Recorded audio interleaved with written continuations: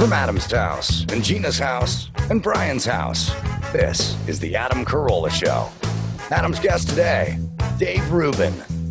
With Gina Grad on news, Bald Brian on sound effects, Dave Damashek's here for good sports, and Jeff Cesario drops by. And now, the thing he misses most because of the lockdown is dancing with the audience before every show. Adam Carolla. Yeah, get it on. Got to get it on. No choice but to get on. Mandate. Get it on. Thanks for tuning in. Thanks for telling a friend. We love that about you. Good day, Gina Grad. Good day to you. And Bald Brian. You know nothing. Jeff Cesario is joining us today, so we'll have some Chet Waterhouse ready for you to go soon. I had a few thoughts. One is I just got back from just about getting to the end of my audiobook. I was recording that with Dawson. Yes, pussies, I left the house. What do you know? All right. You showed them. The fuck? Everyone's such a pussy. I want to get into why everyone's turning into a pussy in a few, or why men are turning into pussies, which I've always thought, but I'll get into that in a second. But I had this thought as I was driving back to this studio, or my home. I was going up the ramp in Burbank, and I was looking at a couple of guys in a truck, and you guys know the ramp, and they're working on something with their truck, you know, and they're city guys, and they're working on the ramp, and they were pushing some weeds around or pulling some drip hose. It's just a pile of dirt and weeds. It looks like an overgrown sort of dirt lot, vacant lot from your neighborhood back in the day. But it's a perpetual mess. It's kind of like construction debris, weeds, stuff that's overgrown, and then they're constantly pushing it around. But here's my point. They've been pushing that fucking lump of dirt around for 7 years. It is a pad. 3 or 4 patches. They're just the ones that are right next to the side of the freeway. Like there's an off ramp, there's a patch of dirt, there's the freeway. And the patch of dirt is about the size of a good sized house lot, or maybe a double lot or something like that. How long can you push around dirt? How many years can you push around dirt? And then I thought about it. Disney is right up the street. Disney, the whole animation studio is right up. Yeah. It's perfect. It's perfect. They built that thing 4 years after they started pushing around the fucking patch of dirt. And I'm thinking to myself, why's Disney got their shit together? They got all the succulents up there. It's manicured. It's beautiful. It's done. It's been done. It was done when they finished the fucking building, and it's been done for 8 years now. Why can't we get that fucking patch of dirt figured out? And then I realized, oh, this is just a metaphor for we're bad at things. Like they're the little kid who doesn't want to eat their spinach, so they're just pushing it around the plate, hoping it'll look like there's less and less, or that they're making some progress, when in fact they're just moving it from side to side. I mean, let's be honest. They've been working on that patch of dirt since we've started doing the podcast at that studio. I mean, it's been over a decade. There are 3 separate. There's the one next to it, and there's the one the off ramp before it. It's a fucking eyesore. It's always fucked up. They never fix it. It's never done. It's never complete. And I don't know, like it's 2020. Like what fucking year is it? Like, can we just figure it out? Just, hey, come in there, put some ground cover down, or fucking plant something, or cement over it, or just do something. Just fucking finish it. Sorry. Jeff, thoughts? That, you never know how deep those weed root balls are. Those could go really deep. 7 years deep. They could have COVID. They go to China. I'm just saying, when you have someone in your neighborhood and the fucking front lawn is an eyesore and a mess, and they never seem to get it together, isn't that kind of an indicator of the person who lives in the house and how they kind of run things? It's not in a bubble.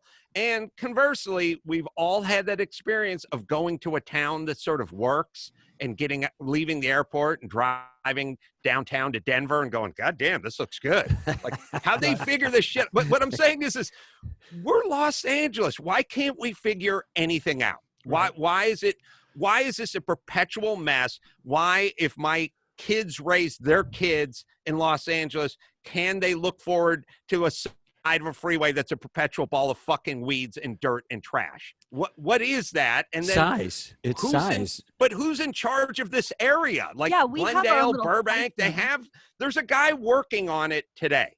There's a guy out there with a truck. He's got a city thing on. He's pushing some shit around, and tomorrow another guy will come up wearing a uniform and he'll push some shit around. But why? First off, this is landscaping. Like, how fucking easy is this problem? Can't someone just go here? Hey, we got the guys who did Disney. They'll just come over here. They'll be done in 9 days. What is it? Why is it a perpetual? And don't tell me it's not because we're not insane fuck-ups, because there's no fucking way we would keep this going if we weren't insane fuck-ups. It can't be. We can't be both things. We can't be competent and have this fucked up in perpetuity for the rest of our lives. Your neighbor observation is perfect, because I'm looking at my neighbor's lawn across the street. Since the day we moved in, it's been a real hearty mix of dirt and weeds, more dirt than weeds, but a nice mix. And you're not going to believe this. They're a little standoffish. It goes hand in hand. A little prickly, you might say. And that's the thing. It's like, if we're only dealing with essential workers right now, what is essential about pushing the same ball of dirt around a lot? I don't know, but you guys know the ramp I'm talking about. Has there been any? There's changes, but there's no progress. No improvement. Yeah. There's just push the trash and the ball of dirt over here, and then push the trash and a ball of dirt over there. But I was thinking about it. We are living in an age when, Tesla's come out with its 5th model, and people are talking about colonizing Mars one day, and we're talking about space tourism. This is a fucking patch of dirt. We can't fucking wrap our heads around this patch of dirt. Like, it's eminently doable. It could be the Illuminati entrance, a portal. Like a portal. Nothing to see here. Yeah, exactly. Adam, you just blew the lid off this thing. You think about like the world's worst bat cave entrance. Yeah. Like, so all of a sudden you come flying up and 2 hobos and a pile of weeds just move over like a pallet with graffiti on it. Yeah. A bunch of expired Gatorade bottles and 2 homeless guys just open up and you slide right through the portal. Yeah, you just flip down the toilet seat and bam, you're in. An Armenian Batmanian pops out to save the day. Yeah, the guy selling Lucy's is going to save the day. So anyway, I don't know. I just thought, like, I thought, this is a patch of dirt. Why can't we fix our patch of dirt in 2020? Number one. Number two, I always think, whose beat is this? Whose literal turf is this? Who is the mayor? Who's the city council person? Do they not reside here? And why do they not go crazy every time they go up this ramp and it's just a shopping cart and a pile of dirt? And we're Los Angeles. Like, can't we do better? To further your point, it's even crazier because Burbank and Glendale, I believe, are their own cities with their own mayors and their own whatever. Like, if it was some corner of LA, there's this fucking massive sprawl that no one can get to. It's like, I can see it falling through the cracks. But like, you're Glendale, you have a mayor, you have a police force, you have everything. Like, you should be taking care of this. Yeah, like, how about some bold politician makes the proclamation that within 7 years, I shall have some water plant and a fucking sack of gravel laid down on this patch of earth. There's It's ambitious. The fucking Home Depot is walking distance. Just fucking go over there and get some ground cover. Well, look, everyone who loves the fucking government, why is Disney a fucking utopia up the street? Like, just groomed and beautiful. I would challenge anyone, if they just keep going up that street that we're on and you hit Disney territory, beautifully groomed, beautifully landscaped, with all the right plants, by the way. They're using all the succulents and all the cactus and everything. Native ornamental. It's completely drought. It's drought proof. They don't have to use a bunch of water, so they don't grow a bunch of weeds, and it looks beautiful. Yeah. Why not just do that? I don't get why we don't do things. I don't get why no one's in charge. I don't get why no one's pissed. I don't get it. Well, someone's pissed. I'm pissed. Thank you. All right. I had a thought about us all becoming pussies. I'll get to in a second. But someone did send me a list or start a new link of good guy, bad guy, which I like that. So we're tabling the pussy thing for just a second. We'll table the pussy. Rich man, poor man was one we worked on a lot. But this is good guy, bad guy. Yeah. And I thought these were interesting. You guys can think about some of your own. But first one the guy sent me was, has a police scanner.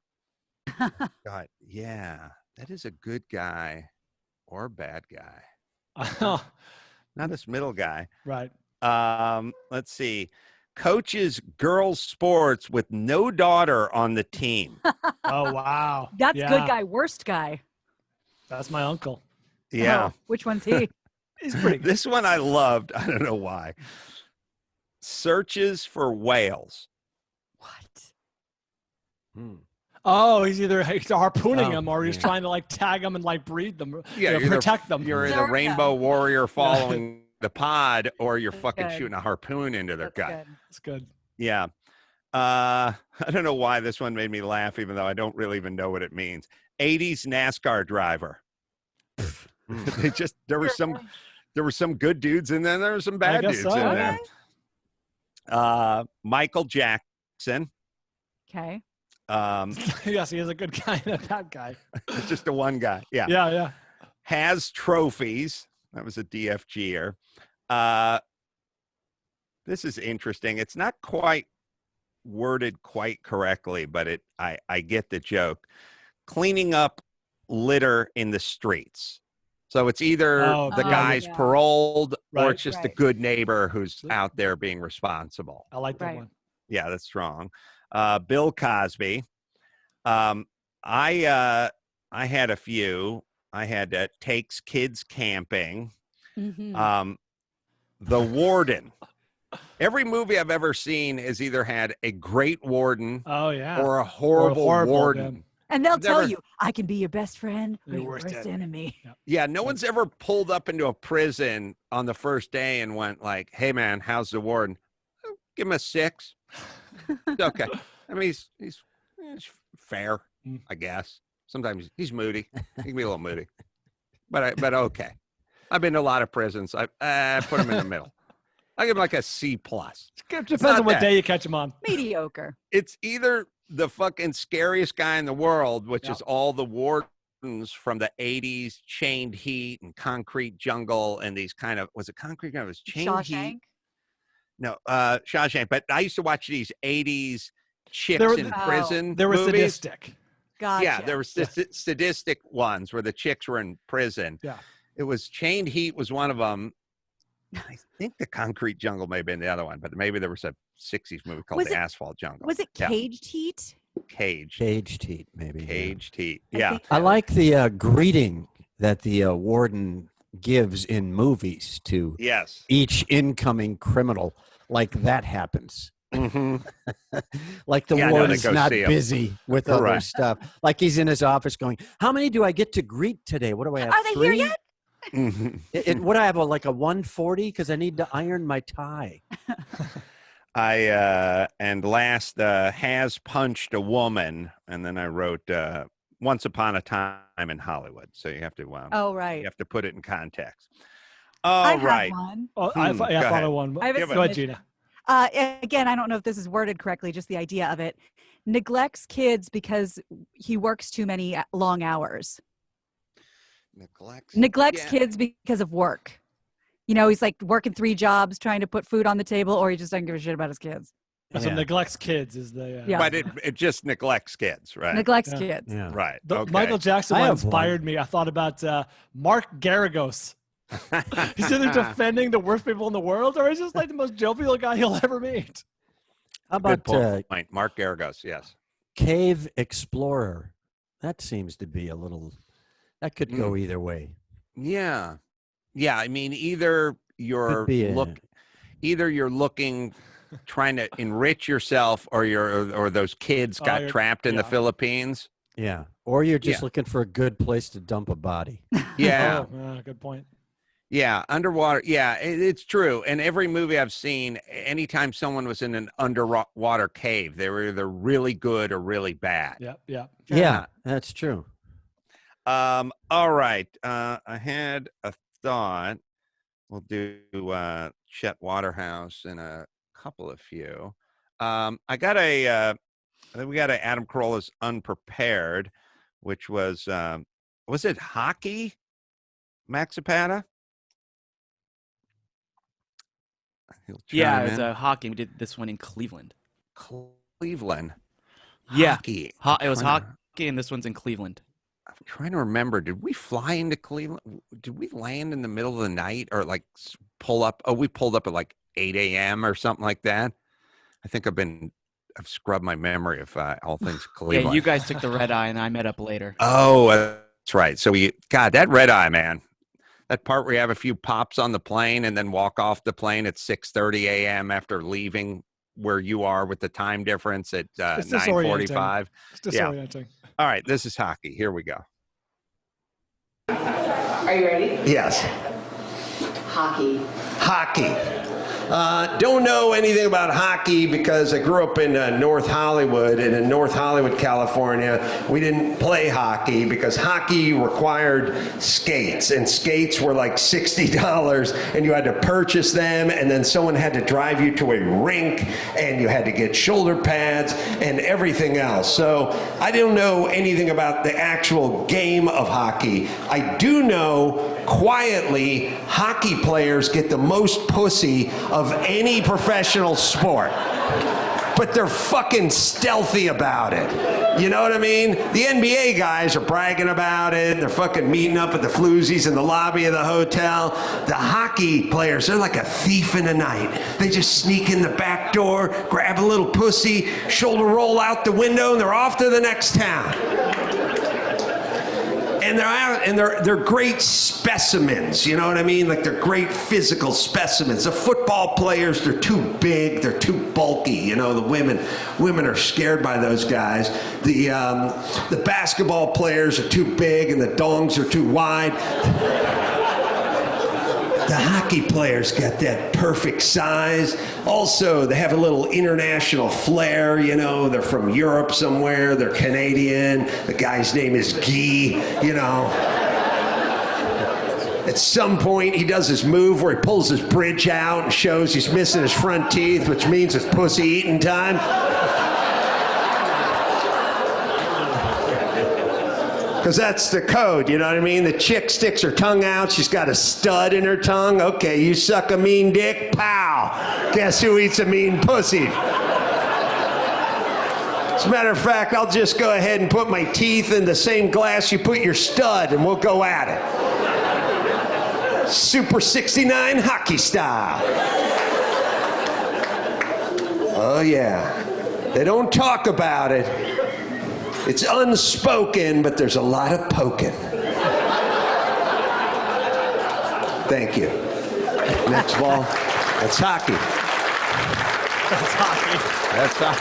That's all you need to know. Yeah, that's all hockey. The last word on hockey. There you go. You don't That's need to great. read anymore. Look at anything else about hockey, boy. I just summed it up. You know what, though? I know you couldn't do hockey as a kid, but with your balance and stuff, you'd probably be a good hockey player. Do you ever skate as an adult? I used to like to skate when I was a kid. It was, go to the rink. I don't know. Do we need a ring and a rink? Isn't a bullfighting ring kind of the same as a rink? Because the hockey rink is oval, so it could very easily be a hockey ring. Over a ring. Yeah, I don't know. We need a rink and a ring, but anyway, there was a place. Everything was exotic. Bowling, skating. These were things you would do if someone else had a party, like if a 14-year-old had a party, Right. and it's something you would do maybe two times a year, maybe like on your own. It involved driving and rental. The notion of renting anything seemed sort of insane. Yeah. Exotic to us, but. Yeah, I had good balance. Like I would go and have a good time there.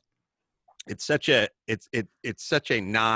thing though here, growing up in North Hollywood. It's such a zero burger. And for some reason, football, baseball, basketball, like all the other sports, but like football, you just go in, they'll issue you your pads, Right. they have girdles, they have hip pads, they have pants, helmets, they would just issue everything. Everyone who played hockey just had their own equipment. And for some reason, that was that would be way too expensive. Oh, yeah. Jeff, where did you grow up? You grew up in Wisconsin. Wisconsin. To me? So you must have played some hockey, right? We ran into the same economic barrier. So it doesn't matter where you grew up. Although you can't skate outside up there. A lot of the year, there's a lot of ponds that freeze over, a lot of areas where you can just go skate. You can just skate hockey if you want. So I got into it a very little bit. It kind of got popular out here during the heavy rollerblade era. Yeah. Very popular. And then those guys kind of transferred it to the hockey rink, except until they got hip checked into the boards at minus 32 degrees. Then they kind of woke them out of the stupor and they said, I'm just going to go surf. How insanely unacceptable were so many things from our high school days as I think about the broomball game that took place between the Puffs and the Chanticleers, the two girls teams, or the two girls groups. There was the Puffs and the Chanticleers, and I don't know why. Those were the girls groups, and they would haze each other. And once a year, man, when that Laurel Canyon rink would close down, they'd rent it out at midnight for the big broomball game. And everyone would show up. No supervision, no parents, no faculty, no nothing. Just a bunch of girls who had brooms that were taped up at the bottom, running around in tennis shoes with like no helmets or anything, smacking around like a volleyball that was rolling on the ice, checking each other, fighting with each other, while the entire rest of the school sat in the bleachers drinking Mickey's Big Mouth. Yeah, that's better than your life. Caged Heat. That's a movie. Could you imagine? I mean, could you imagine that going on? It wasn't officially sanctioned, but it's something that went on but it went on every year. It's like, where are you going tonight? Broomball. We did the broomball games tonight. Oh shit, we're going to the broomball game. They would go. That's to their credit, they did a great job of smoke screening it by using the names Puffs and Chanticleers. Chanticleers. No anticipation of violence with those two names. No, you're going to a choir concert. That's exactly. I've told you before, it is the only dare I never took. The only time I never said, people would say, my friends would be like, hey, let's break into the Mulholland Club. And I'd go, that's a good idea. And then they'd go, let's fill up our asses from the jacuzzi and squirt it out like a rooster tail. I'd go, I'm in. And then they'd go, later when we're naked, we should climb to the roof and jump off the Mulholland Club. We got to clear the diving board, but I think we could make it. I'd be like, well, let's go. Let's do it. Capital idea. Wow. I did everything. This is the one thing I wouldn't do. I just wouldn't do it. My buddies Ray and Chris are like, we're going to get naked. We're going to put a bag over our dick and balls. We're going to put a bag over our head like the Unknown Comic. And we're going to run out there in the middle of this powder puff game. We're going over the boards on one end. We're going all the way down to the other end. Wow. We're going to come around and we're going all the way back. And then we're going to jump over the boards again. We're going to run up the stairs. We're going to go out the back door and we're going to jump in this van and we're going to take off. And I was like, no. And I'm in on everything, but no, because if first off, my dick isn't as big as your dick. Number one. Number two, it's cold. Number three, I have a hairy ass. And number four, one of these chicks is going to low bridge me down on the end. The fucking bag's coming off my head. The bag's coming off my dick. And then I'm going to be standing on a block of ice with the entire school around me with my little shriveled dick and a like busted up elbow. Like, no. That is high risk, low reward. Yeah. Low reward. And so Ray and Chris were like, fuck it, we're going for it. And they did. And they were chugging down that ice and chicks were going after them just sort of instinctually because they're all so whipped up. It was like a shark in a feeding frenzy when they start biting each other, and all the chicks like sort of dropped what they were doing, Puffs against Chanticleers, and they all were going after Ray and Chris. And Ray and Chris are 220-pound dudes, and they're just chugging down the ice, throwing forearm shivers at these girls that were trying to rip their bag off. God bless them. They went right over the fucking top. They pulled the whole thing off. That's amazing. Perfectly. 2 minutes for spearing. That's right. All right. I'll save the how we become pussy speech for Monday's show. We'll still be pussies on Monday. Yeah, we'll have recovered by then. Will it still be timely? I have thoughts. And I think we should do a little. Also, I want to give a plug. Jeff Cesario has got a charity auction that's going on. And now, normally, you do this auction every year for your daughter's school. Mm-hmm. And normally it's a giant like gala, and people dress up in black tie, and they go to this thing, and that all got wiped out because of COVID-19.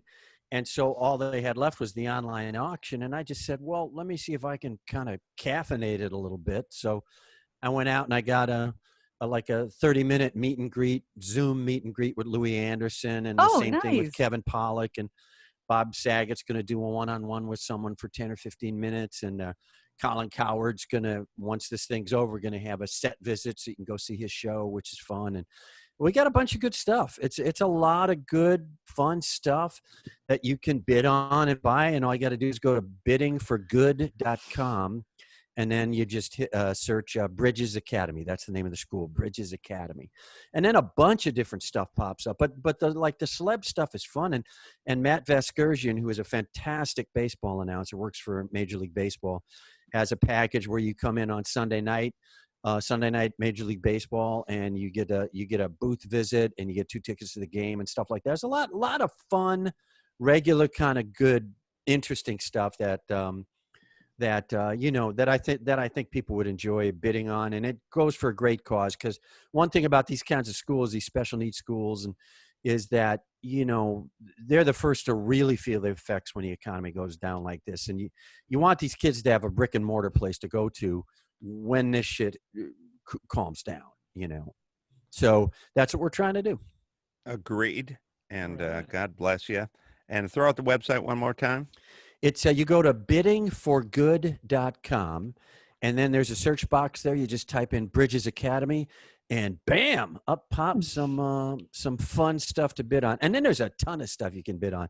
The usual baskets of soaps and things like that as well. So if you find something you're comfortable bidding on and go for it. If you want to add a tour of my car museum, I'll be happy to throw that in. Oh, great. During the quarantine.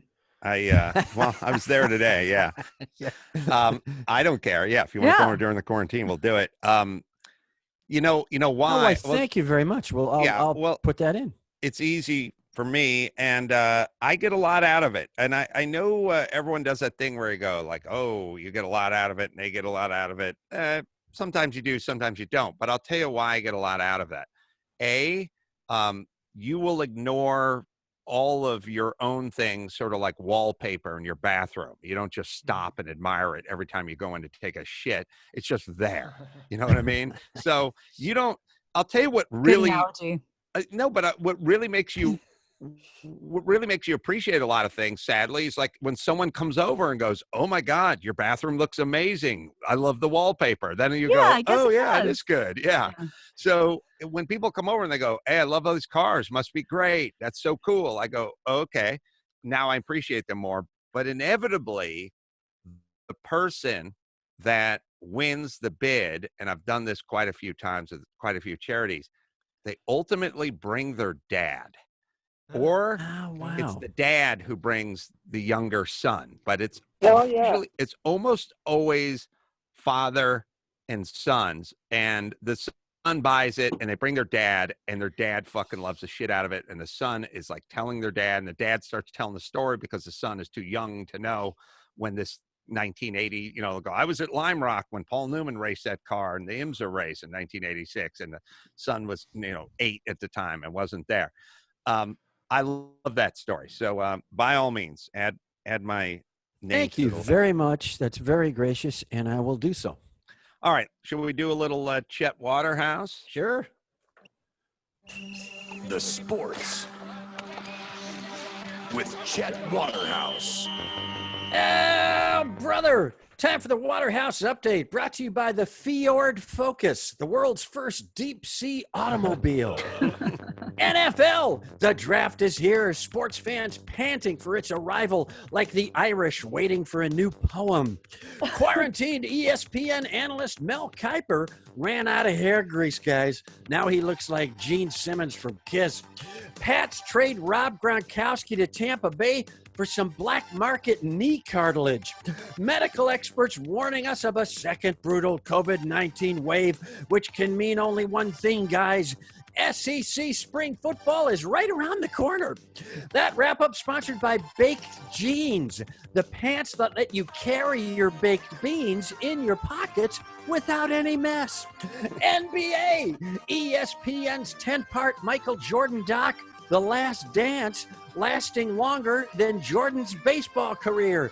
Jordan bet the over at 11 episodes, so he's already down $1 million. Said Scottie Pippen, Mike, I'm open. Pass me an episode. That item brought to you by Gentlemen Prefer Gentlemen, the All Gentlemen's Gentlemen's Club. UFC, Dana White announced he's going to host a fight on that island of plastic bottles out in the Pacific.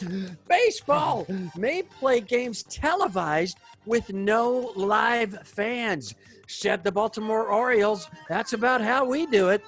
Dodgers Mookie Betts tweeted that if the quarantine goes on much longer, he will have to change his name back to Kevin. And finally, this week in sports history, the year 1887, the place Paris, France. Georges Bouton won the world's first ever motor race on a steam-powered quadricycle. Said Larry King, it was fast. I bought one the very next day. That Waterhouse Update brought to you by Schlatzman's Ultra Dry Lager. So dry, you may not have to pee. And try their new Quarantinis. Hard liquor drone dropped right into your mouth from the good folks at Schlatzman's. If you want more of me this weekend, I'll be calling the action at the Under Armour Bikini Factory as they convert to making face masks. This is Chet Waterhouse reminding you to play with pain. Chet Waterhouse, sports. So Flawless and funny, as per usual.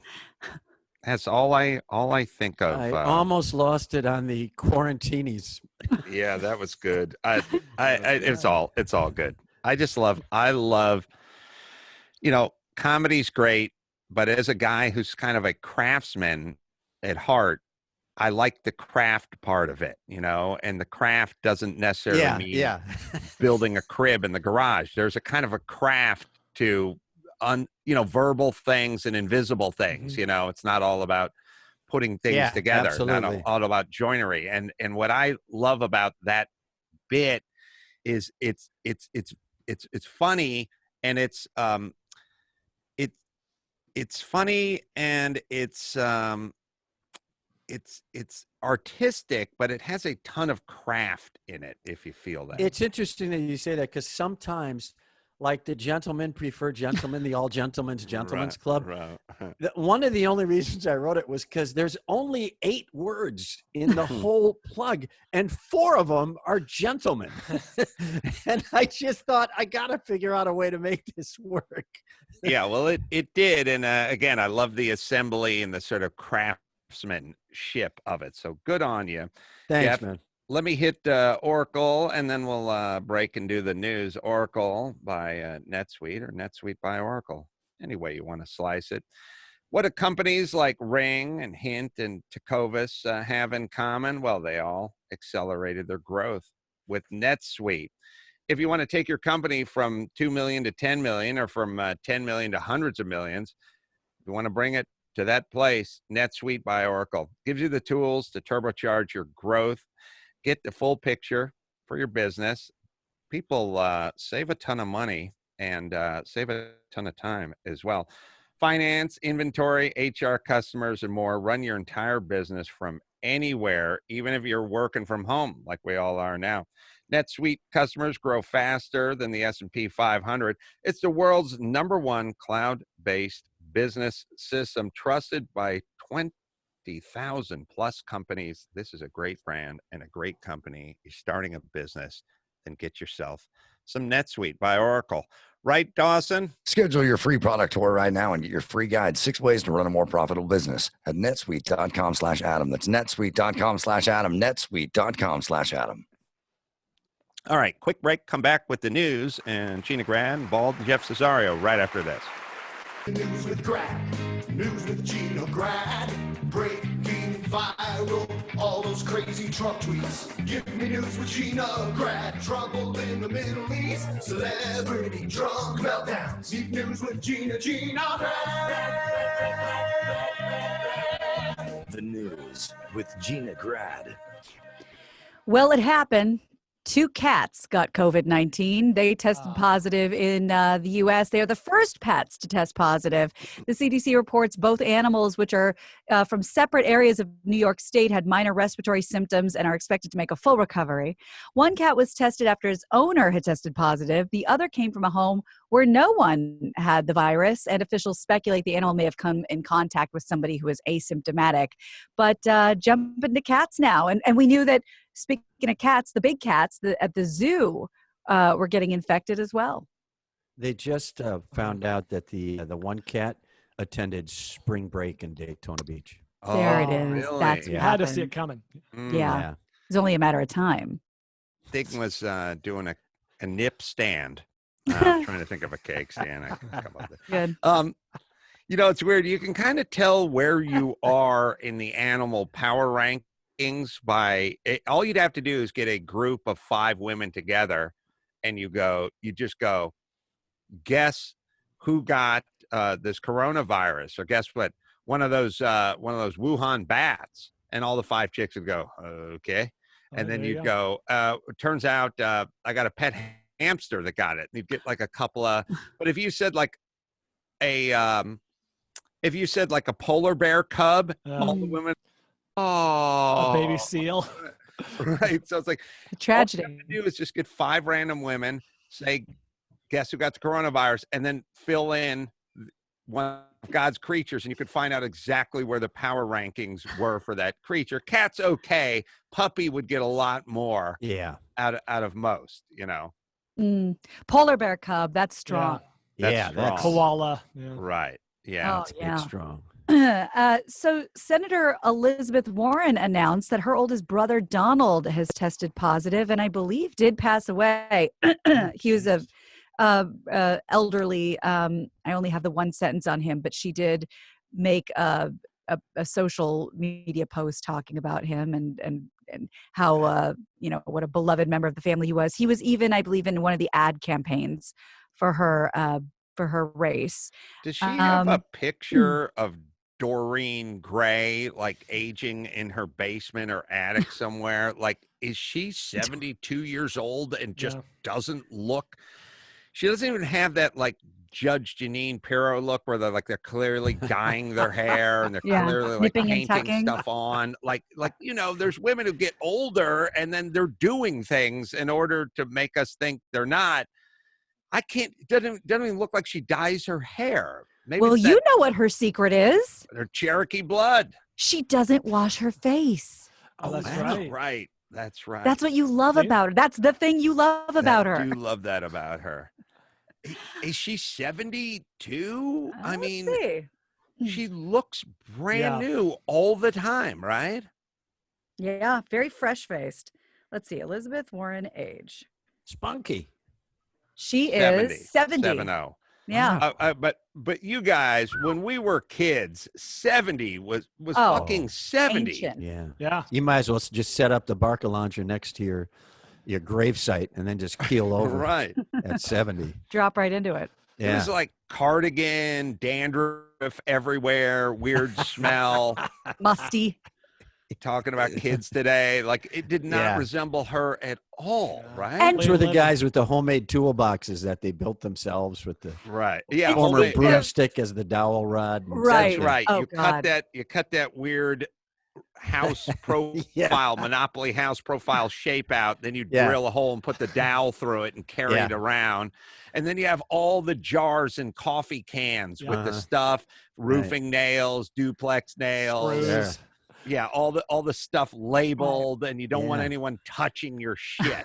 Now my carpet tacks are in the secrets box. That's right. Hey, you know what I just realized has gone the way of quicksand and souffle humor and all of those things?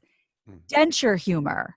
Yeah. There used to be so much denture humor. Now there's none. Yeah. Fucking polydent.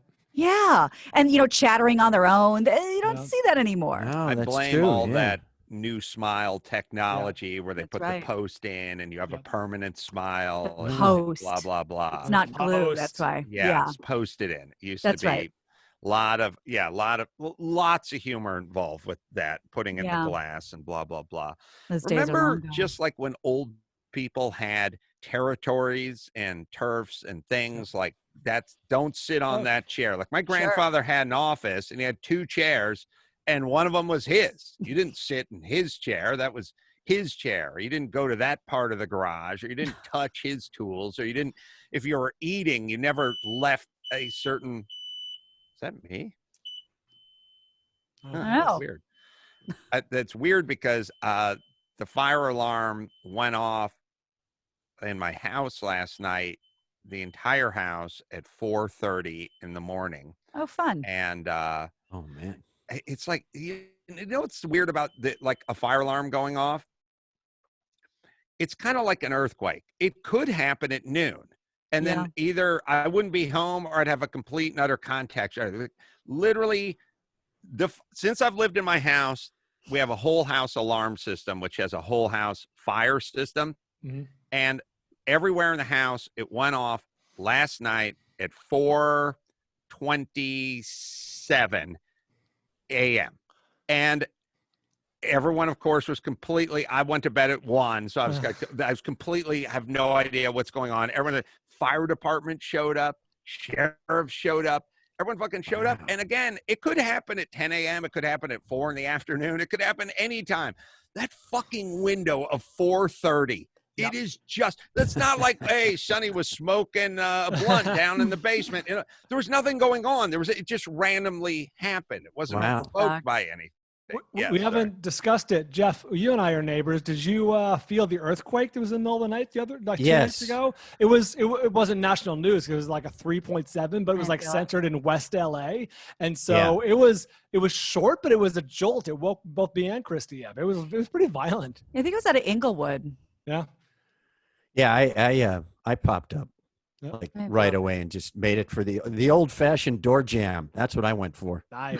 That's just ingrained in my system now. Even if now it's the most deadly place to stand, apparently, I still go for the door jam. I can't help it.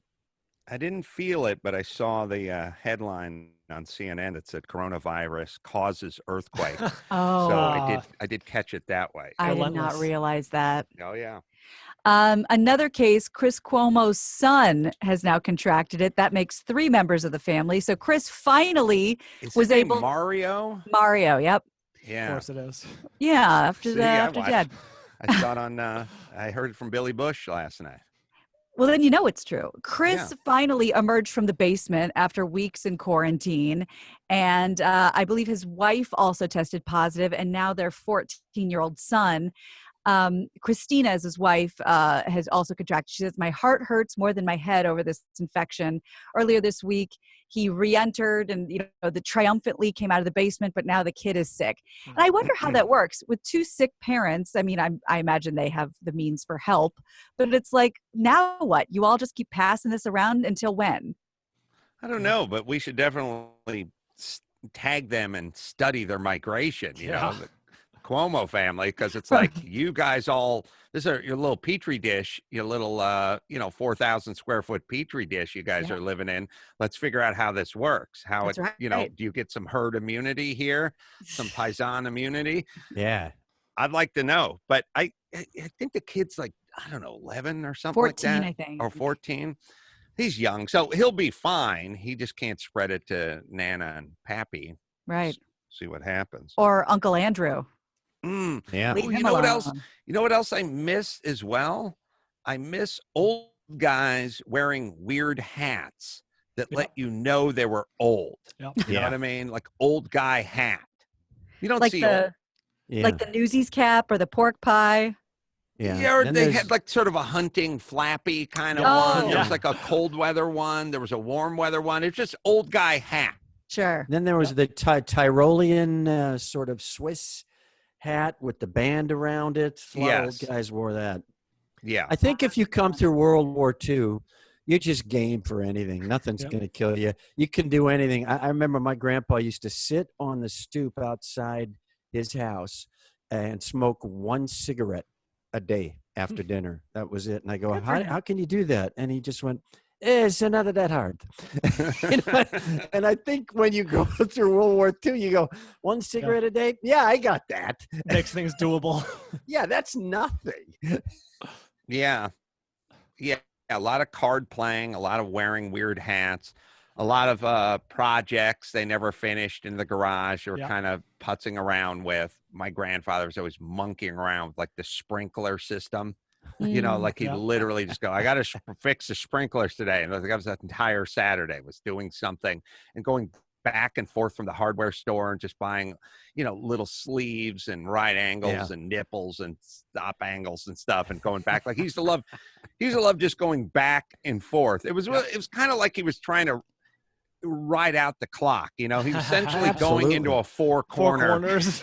Just run that clock out so he could die. I guess my grandma was kind of a bitch, but I mean, he'd just be like, he'd go to the supermarket, buy one grape, bring it back, and go, all right, I'm going to go back for the rest of the grapes. You know, he'd get back and forth. Can you blame him? Well, it's so great. I was going to say my Canadian grandpa, who was married to the mean grandma, he had a train set, right? Oh, the train set was never done. It was always his place to retreat and just work away. And he had the weird hat. He had the flaps, the hunter cap with the flaps. Yeah. I miss the flap. Love the flaps. That's my great. grandfather had the sort of newsy cap he would put on, and there was a little hardware store that was about a mile away, and he'd just go back and forth like all day long on this project that never ended.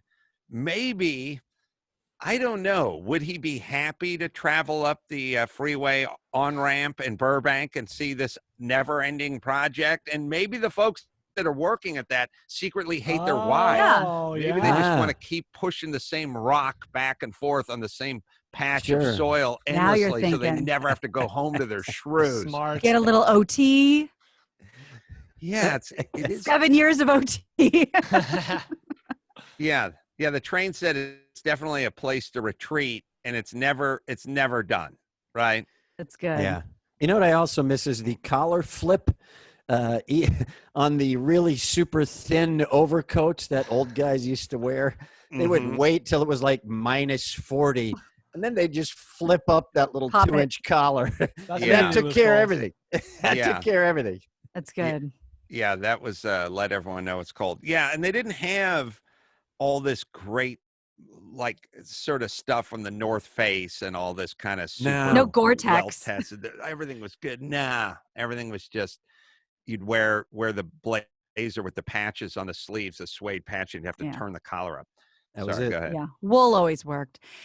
So if you're having trouble talking, Not one more weird one, maybe from my grandfather's sort of trunk of goodies was, and maybe this is another bygone thing, kind of weird exercise routine that you would perform at home. You know, like the deep lunges with the hands held out in front, like 2, 3. Like no way would he join a gym, and no way would he have a workout room, and no way would he have equipment. But he was doing the floor program in North Hollywood, just the deep squats. That's sort of the Jack LaLanne version. Yeah, kind of very Jack LaLanne. He had his whole little routine. He would do it like 7 a.m. every morning. Yeah. And just to add to that, in terms of things they would never do, you know, if you're lounging around the house and you're puttering all day, grandpas didn't wear sweatpants. They didn't wear basketball shirts. Oh, no. I hate this term. I hate it. But they would have a wife beater and slacks. That was their lounge gear. Yeah, Yeah. maybe dungarees if they were going to Yeah. go work on the sprinkler system. My And grandfather was if they did have a shirt, it was almost always Fordham was the school from New York. Fordham. It was just, it's like some college Just nobody even 'cause. remembers. Bang, there it is. My grandfather was a fairly famous pathologist, scientist, and it was always that hat with the little feather on the side, a wife beater, slacks, and he'd be in the basement with his microscopes and his scalpels and his stuff. And it was Jesus. always, we loved it. So not Got a only that, they have- magnifying glass. yes, yes. And so we would just make a beeline to the basement and just play with everything. And then in the den, now it's in my house, in my mom's house, and I'll have it forever. Player piano with all the scrolls Wow. and the pedals. And those were the two most exciting things. We couldn't wait to get there.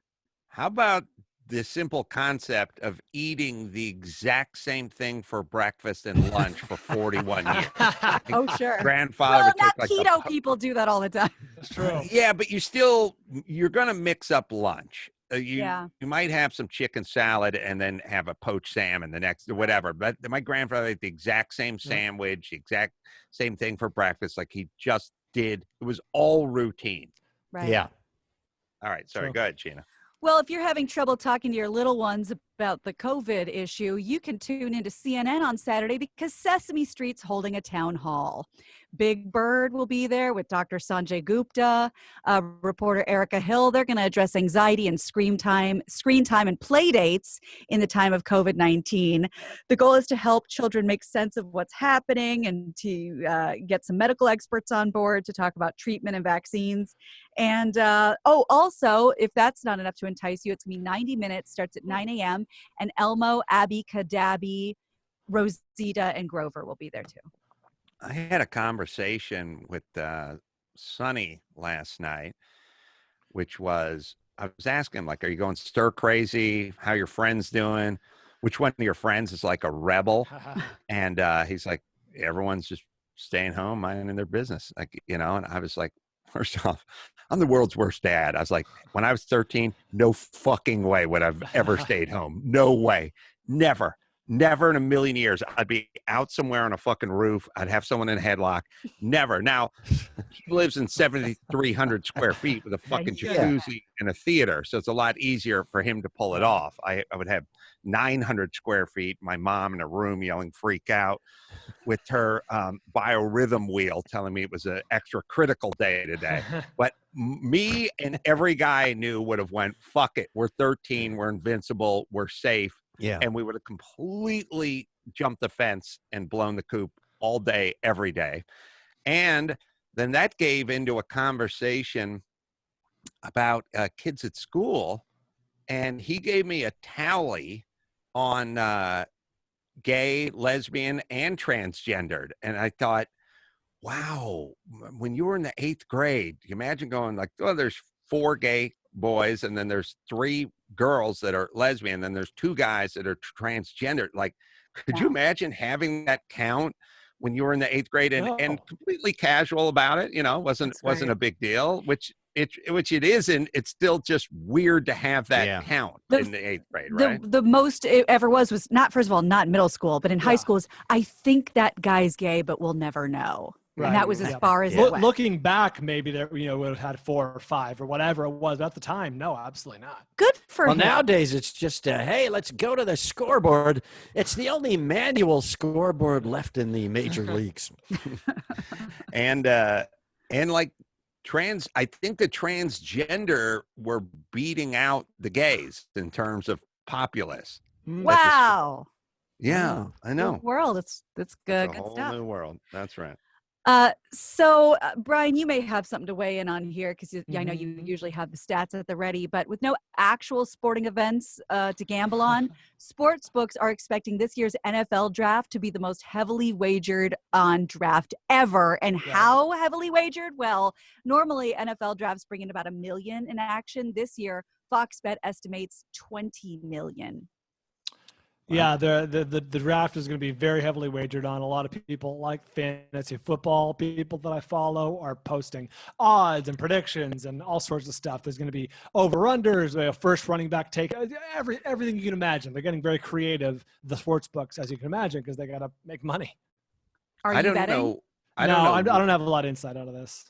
I don't know what ESPN moves on to. I know they got the Jordan bio, but since the whole thing was shut down, all I've ever seen is fantasy draft predictions, experts, who's this. I've seen the same clips on the same 9 guys in the college team, all basically highlights from their college playing days, just played over and over and over again. It got to the point where I didn't know if the draft had taken place or was never going to take. I didn't know where I was anymore. It was nothing but speculating. That's all they had to talk about.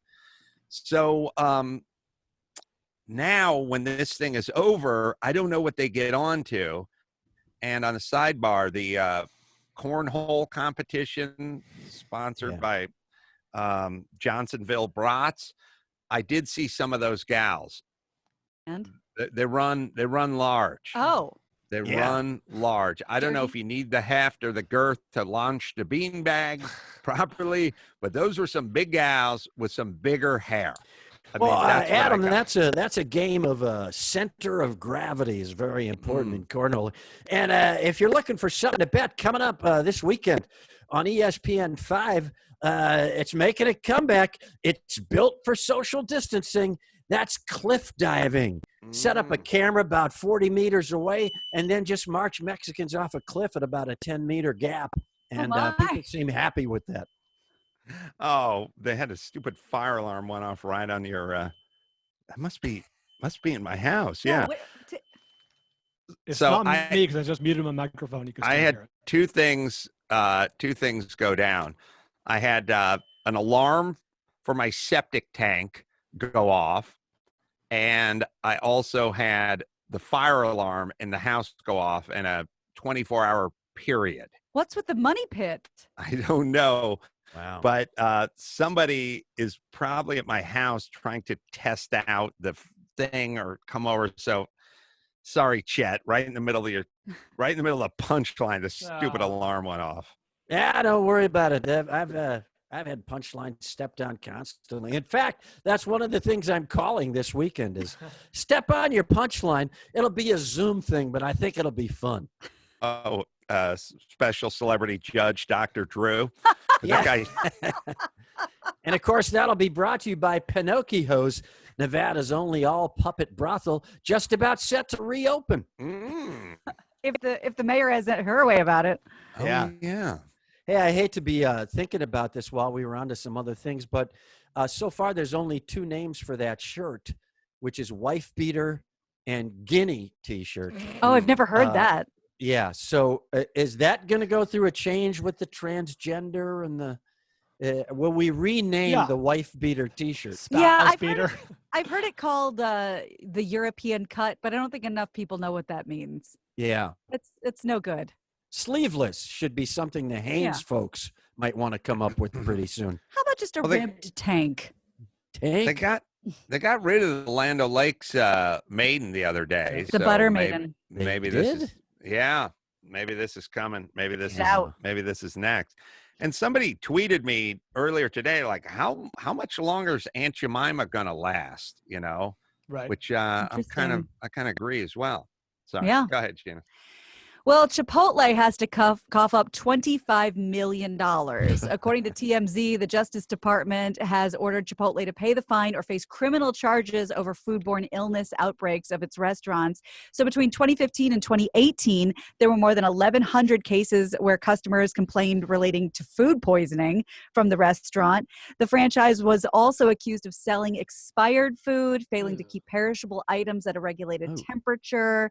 The DOJ states that the restaurant has confirmed their fault that has resulted in the outbreaks and additional, part of their settlement, they have to do 3 years of mandated safety compliance programs.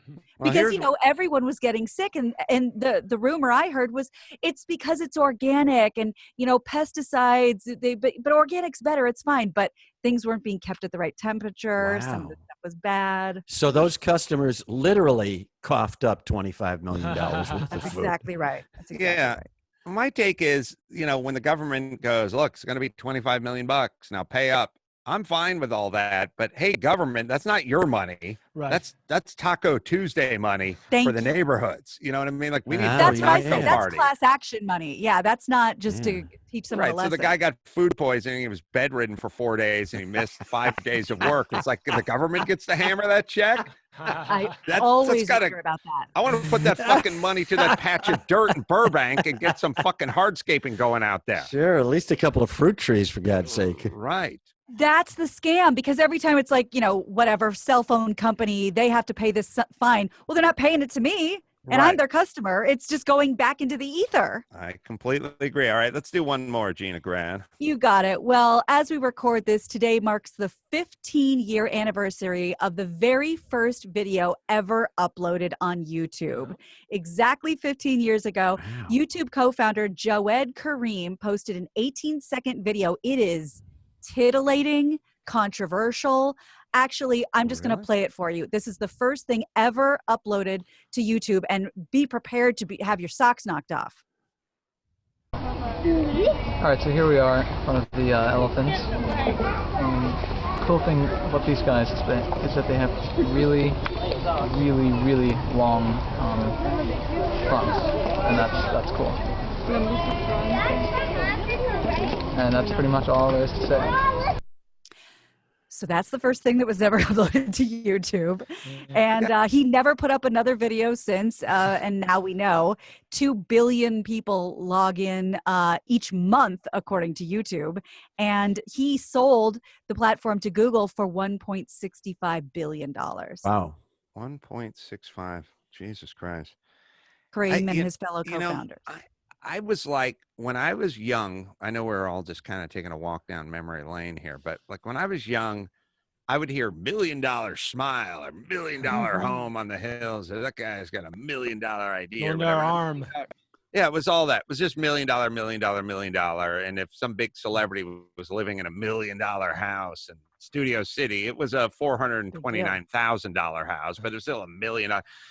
Somewhere between whatever the stimulus packages are and whatever China owes us and whatever the deficit is and whatever these 23-year-old guys are selling their companies for, it's lost all its meaning. I don't know. Million? Yeah, if somebody said if I saw Lynette later on and she's like, I sold the Tesla for $1 billion, I'd go, okay. Why are you telling me? Price. Sounds all right. Am I still paying the insurance, or did you cancel that? Like, I don't even know what sold this company for $1 billion, or the deficit's $10 trillion. $10 trillion is a million billion, and a cajillion. Like, I'm all numbered out. Nothing really means anything anymore. And by the way, it's too many guys that are like in their mid-20s making kabillions of dollars. Yeah. Yeah. Kind of shaming, right? Very Absolutely. shaming. Yeah, it used to be, young people would make tons of dough, but there were star athletes. And you could kind of wrap your mind around it. Like, that guy's a specimen. He's got a 46-inch vertical, whatever. But now young nerds, like just thinking shit we never thought of. You know what I mean? Yeah. Like, it's so easy when you'd see some guy like, Jim Brown or Dr. J, and you'd go, fuck it, that guy's a phenom, man. That's just gifted. Like, back up the Brinks truck. There's nothing. But when these young fucking nerds think of shit where you go like, shit, I should have thought of that. I could have thought of that. And he just got $10 billion. I can't tell if you're impressed or angry or both. Kind of both. Both. It was easy to do when a guy was like the matinee idol and he was so good looking, or he was we all got it. Athlete, or she was such a beauty. You just go, of course Raquel Welch gets paid. Look at her. You know what I mean? Jugs. Yeah. Yeah. And now, not only are these guys doing it, they don't look the part. They're kind of diminutive. They're a little bit nerdy, but they're like 24 and a half. Yeah. They have more money than your aforementioned grandpa made in 1,000 lifetimes. Right. Yeah, it's all out of whack. Maybe a home on a lake would be a better yardstick. Something about where as opposed to how much. Yeah, and when they start talking about, Trump and the federal government are going to bail out businesses to the tune of, I don't even know what it means anymore. Do you guys know what it means? And then someone goes, what that's going to do with the deficit? You know what the deficit currently is? And then someone goes, yeah, well, what about the Nikkei average? Or what about what China owes us? Or we owe China? Like it's gone. It's You're lost. numbered out. I don't know what number. I don't know what anything means anymore. Yep. All right, let's bring it home, Gina Grad. You got it. I'm Gina Grad, and that's the news. Gina That was the news with Gina Grad. BetterHelp. Life is stressful, people. Well, we all know life is stressful about now. We can all use a little bit of help, but where to get it, especially trapped in your home? BetterHelp. Online counseling, perfect timing for these guys. Licensed counselors who specialize in issues including depression, anxiety, complicated relationships, grief, trauma, anger, and more. You can schedule secure video or phone sessions, plus securely exchange unlimited messages. Look, everyone's talking about what you have to do for your body and what you have to kind of do for diet and exercise and all. You got to get your head straight during this crazy pandemic. So BetterHelp, you just fill out a questionnaire and let them know what your needs are. Get matched with a counselor, get started and communicating in under 24 hours. If you're unhappy with your counselor, you can easily request a new one anytime. No additional charge. Right, Dawson? Adam Carolla Show listeners will get 10% off their first month with discount code Carolla. That's BetterHelp.com/Carolla. Why not get help? BetterHelp.com/Carolla. All right. Jeff Cesario. Check out the podcast, Play with Pain with Chet Waterhouse, available on Apple Podcasts as well. And go bid up a tour of my car museum. Will do. It's good.com and search Bridges Academy. Bidding for good.com and then search Bridges Academy. There's stuff now from Adam, Louis Anderson, Kevin Pollak. Michael Keaton contributed a couple things, which is fantastic. So go and find something to bid, and you're helping a great cause. And 10% of it goes to feed all school-age children in Los Angeles. So it's good all the way around. Thanks. All right. Dave Rubin next, and we'll talk to him right after this. Well, welcome back to the show. Dave Rubin, political commentator, comedian, talk show host, and has a new book. Don't burn this book. Thinking for Yourself in an Age of Unreason. And it's available Tuesday coming up. I guess is that this Tuesday, April 28th for pre-order. You can pre-order it now on Amazon. Sorry. Is it available this Tuesday and you can pre-order it now? Yes. Sorry for screwing that up, Dave Rubin. Thanks for joining us.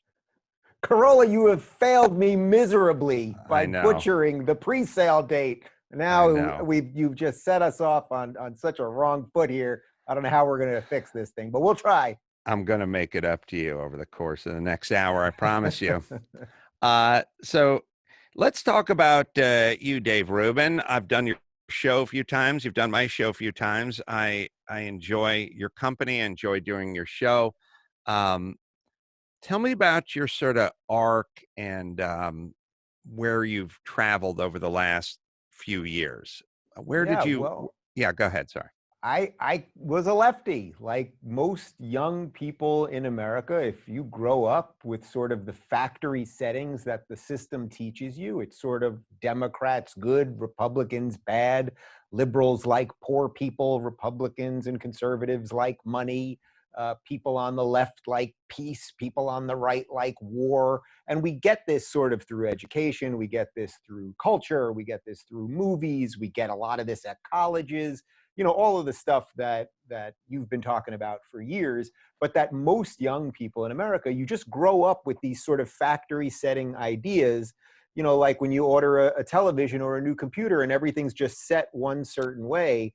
And that's really not how you're supposed to be as a person. I mean, the way you're supposed to advance as a human being is sort of figure out what you think and map your reality against other people's realities and you know, hopefully come up with some kind of cohesive set of ideas that make you have a functioning life. And I was a lefty, as you know, I was part of the Young Turks. So I was a, you know, legit progressive. And I thought for a while, and this is, you know, 5-6 years ago, I thought progressives were just sort of good liberals, like sort of on steroids. They were just yelling about everything all the time. Everyone that they disagreed with was a racist and a bigot and a homophobe.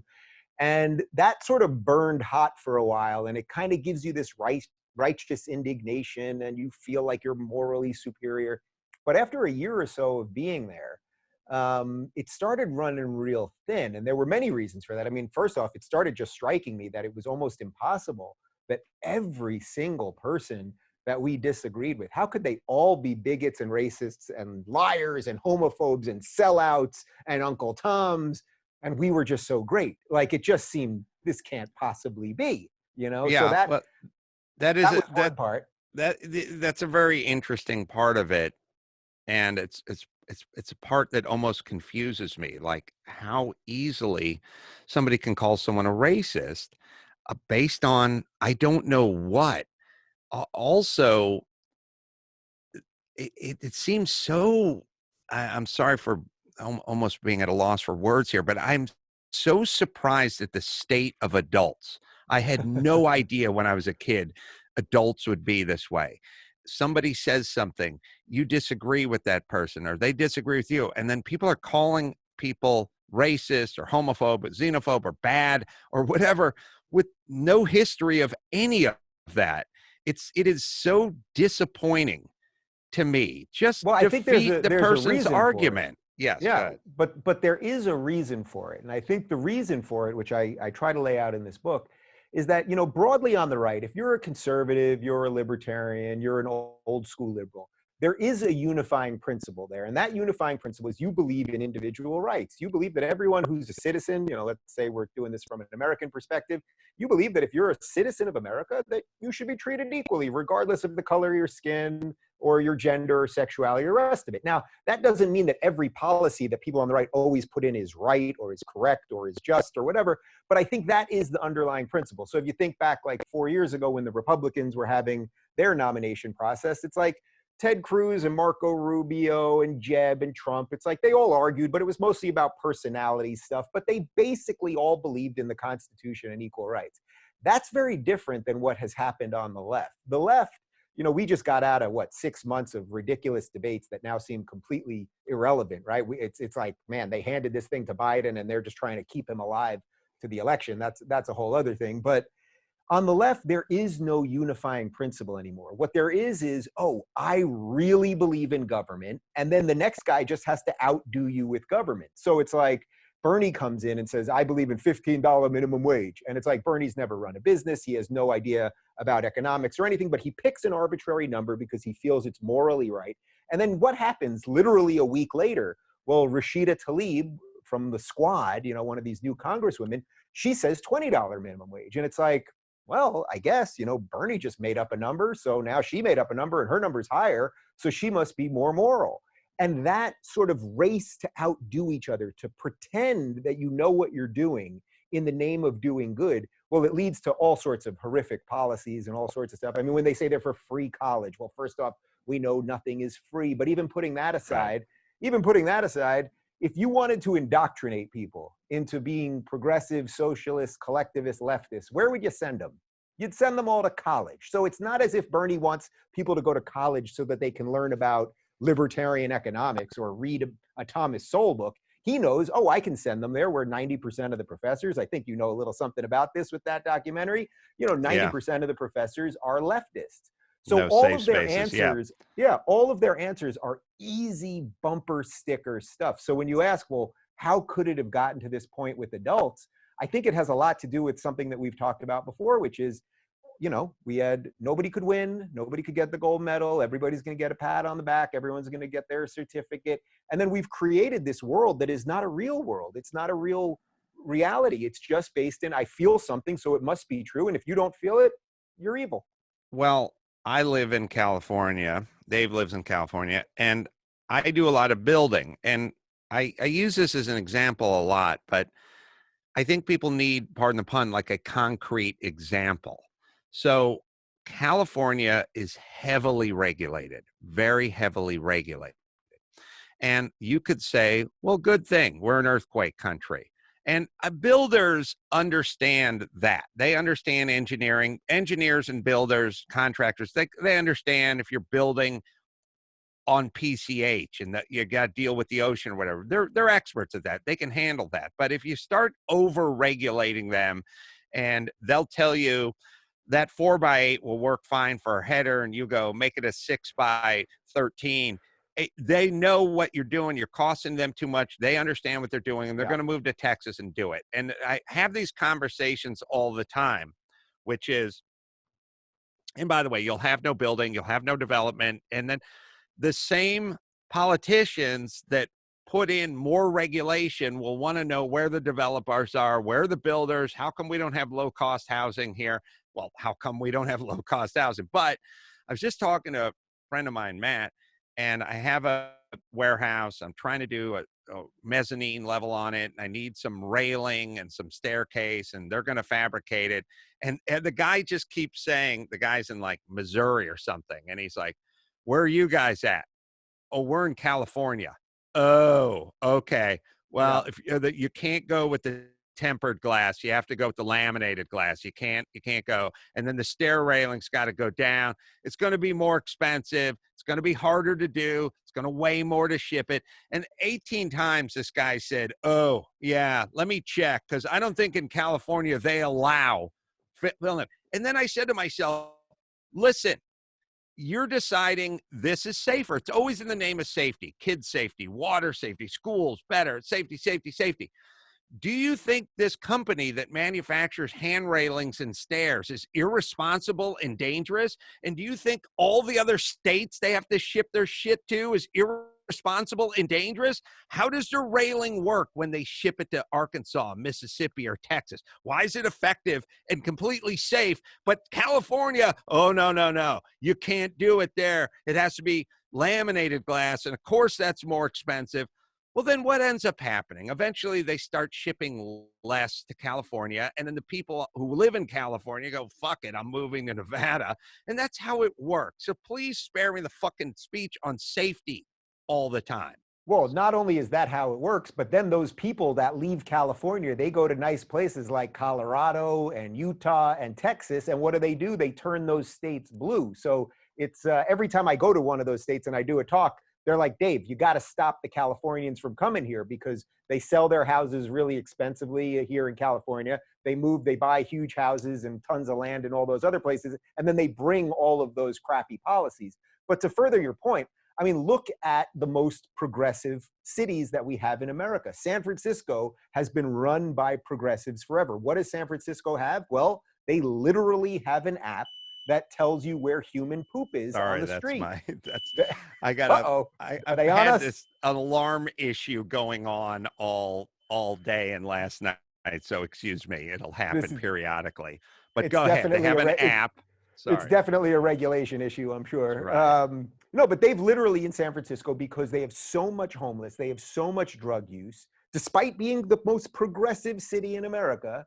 They have an app to tell you where human poop is on the street. I don't know when the last time you were up in San Francisco was. I was there right before Corona started. I literally saw several people, I would say probably 3 to 4, shooting up, doing some kind of drug on the street. It's not like I was walking around the Skid Row of San Francisco. This is just on the street. The homelessness, the dirt and grime everywhere. And just in the 7 years now that I've lived in Los Angeles, I don't have to tell you this. I mean, the amount of homelessness that has exploded everywhere. The Target by my house, basically the parking lot and behind it has become a giant tent city. Right. And by the way, that tent city was moved because it was that group of people that started one of the big fires that we had, just 8 or 9 months ago. So all of these progressive ideas, just keep throwing money at everything. It all kind of sounds good. I care about poor people. What would you do to poor people? You give them money if you're a good person. And then what happens is, unfortunately, the branding, I think, for the conservatives and the libertarians has been pretty poor, because they basically say, hey, it's not really for the government to do, which I think is the right premise, right? It's for individual people to do, and charities and religious institutions and things like that. But it sounds cold. And I think because of that, they lost the culture war. But by the way, that is shifting. I mean, everything that we've been talking about now for years, there's so much of that shifting because of podcasts, because of YouTube and the rest of it. people are tuning out of just sort of the banner mainstream media narrative, and they are going, wait a minute, these things don't work. Why is San Francisco a shithole? And you go to Dallas, which is conservative run, and it's beautiful, and a gajillion examples of that. But mainstream doesn't show us these things, so it takes a lot of people a while to get there. Well, what I would ask people to do, and I just want to be clear, because, you know, sometimes I'll talk, people send me tweets like, oh, you have your conservative friends on there and this, that, and the other. I'm not really anything but a sort of a realist. Yeah, you're a pragmatist. I study everything and go, what works and what doesn't work. And when I hear that you go, okay, what we're going to do is we're going to give free lunches to the homeless, I look at it and I go, okay, that sounds like a good idea. These people are hungry. Give them a free lunch. But after 11 years, all you have is more homeless people. And then somebody goes, hey, you know what I want to do? I want to expand the program. I want more free lunches and a dinner, and I'm going to work brunch in. And then I raise my hand and I go, your old system didn't seem to work. And they go, yeah, because we weren't going fast enough that direction. We need more money for it. We need more. And I go, hold on. I don't think that's a good idea. And then someone says to me, oh, what's the matter? You don't like homeless? And I go, no, it's not about whether I like or dislike, just like saying whether you like students or any group, any ethnicity or indigenous people. I want to do what's best, what's effective. I want to study it. Yes, there can be some nuanced arguments about how much or how little, but clearly this shit where you just keep regulating and you keep asking for more money, not effective. And by the way, I'm listening to you who are running this shit show, mayor and governor, who are explaining to me the schools are failing the kids, the homeless population is, we have no housing. Okay, that's what you're saying. So I'm now hearing what you're saying, and I'm suggesting another direction. And the direction I am suggesting is not my own unique direction. It's just the effective direction. And I don't know what that makes you, and I don't know what it makes me. Why don't we just remove the groups from it and just go, let's start implementing these things that are effective? Sure. Well, that's why I think people like what you do, because you're not really a political beast first, right? Like, you come at it from a builder and as a comedian and just sort of like a regular guy that's trying to live his life. And then, you know, people will say, oh, I'm apolitical. And it's like, well, you really can't be apolitical because this stuff is going to affect your life one way or another. But if any of these ideas, of hyper-regulation and high taxes and throwing money at everything work, then California would be a utopia. But what did we have last year? We had protests from teachers' unions because they said they weren't getting enough money. It's like we give them an endless amount of money. So it's really the real battle, I think, that we're having sort of existentially in the country. And I think this would also apply to everything happening about Corona and what we should be doing, and whether it's up to the states or the feds, and when we can reopen, and how much potential death we are going to have to negotiate versus actually continuing to function as a society, which is a seriously difficult question, but one that we have to deal with. It basically is, you're going to have people that are just going to constantly throw out easy answers versus people that are going to kind of go, whoa, what are the third and fourth order things that are going to happen here? So it's like, you know, my sister lives in New York City with her husband and 2 kids. They're actually at my parents' now in Long Island because they got the hell out of there for this Corona thing. But she lives in something like a $5,000 a month, 2-bedroom, she always describes it as her tiny box. And that's all it is. And that's what you have to pay to live in a tiny box in Manhattan. Now, half of her building, she's in a giant, like 30-floor building. Something like half of her building is rent controlled, meaning it's people that are low income that pay, you know, like in the equivalent of something like $400 for the same exact apartment my sister pays $5,000 for.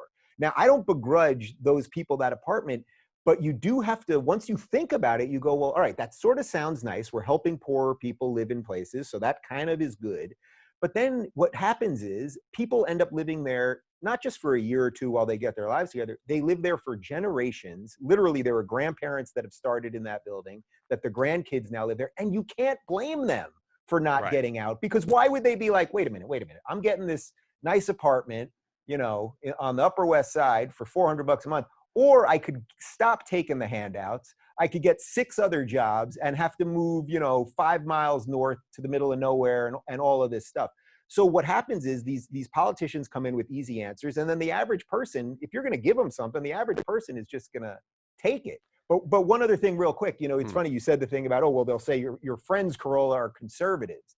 And, I get hit with that all the time. So let me just lay out a little lefty cred for you, that even though the left isn't thrilled with me anymore, I still do have things that I thought were thought of as liberal. I mean, first off, I'm married to a dude, so I'm not even just pro-gay marriage. I actually decided to live with a man for the rest of my life. That's pretty gay. Would you grant me that? I give it a 8 on the gayometer.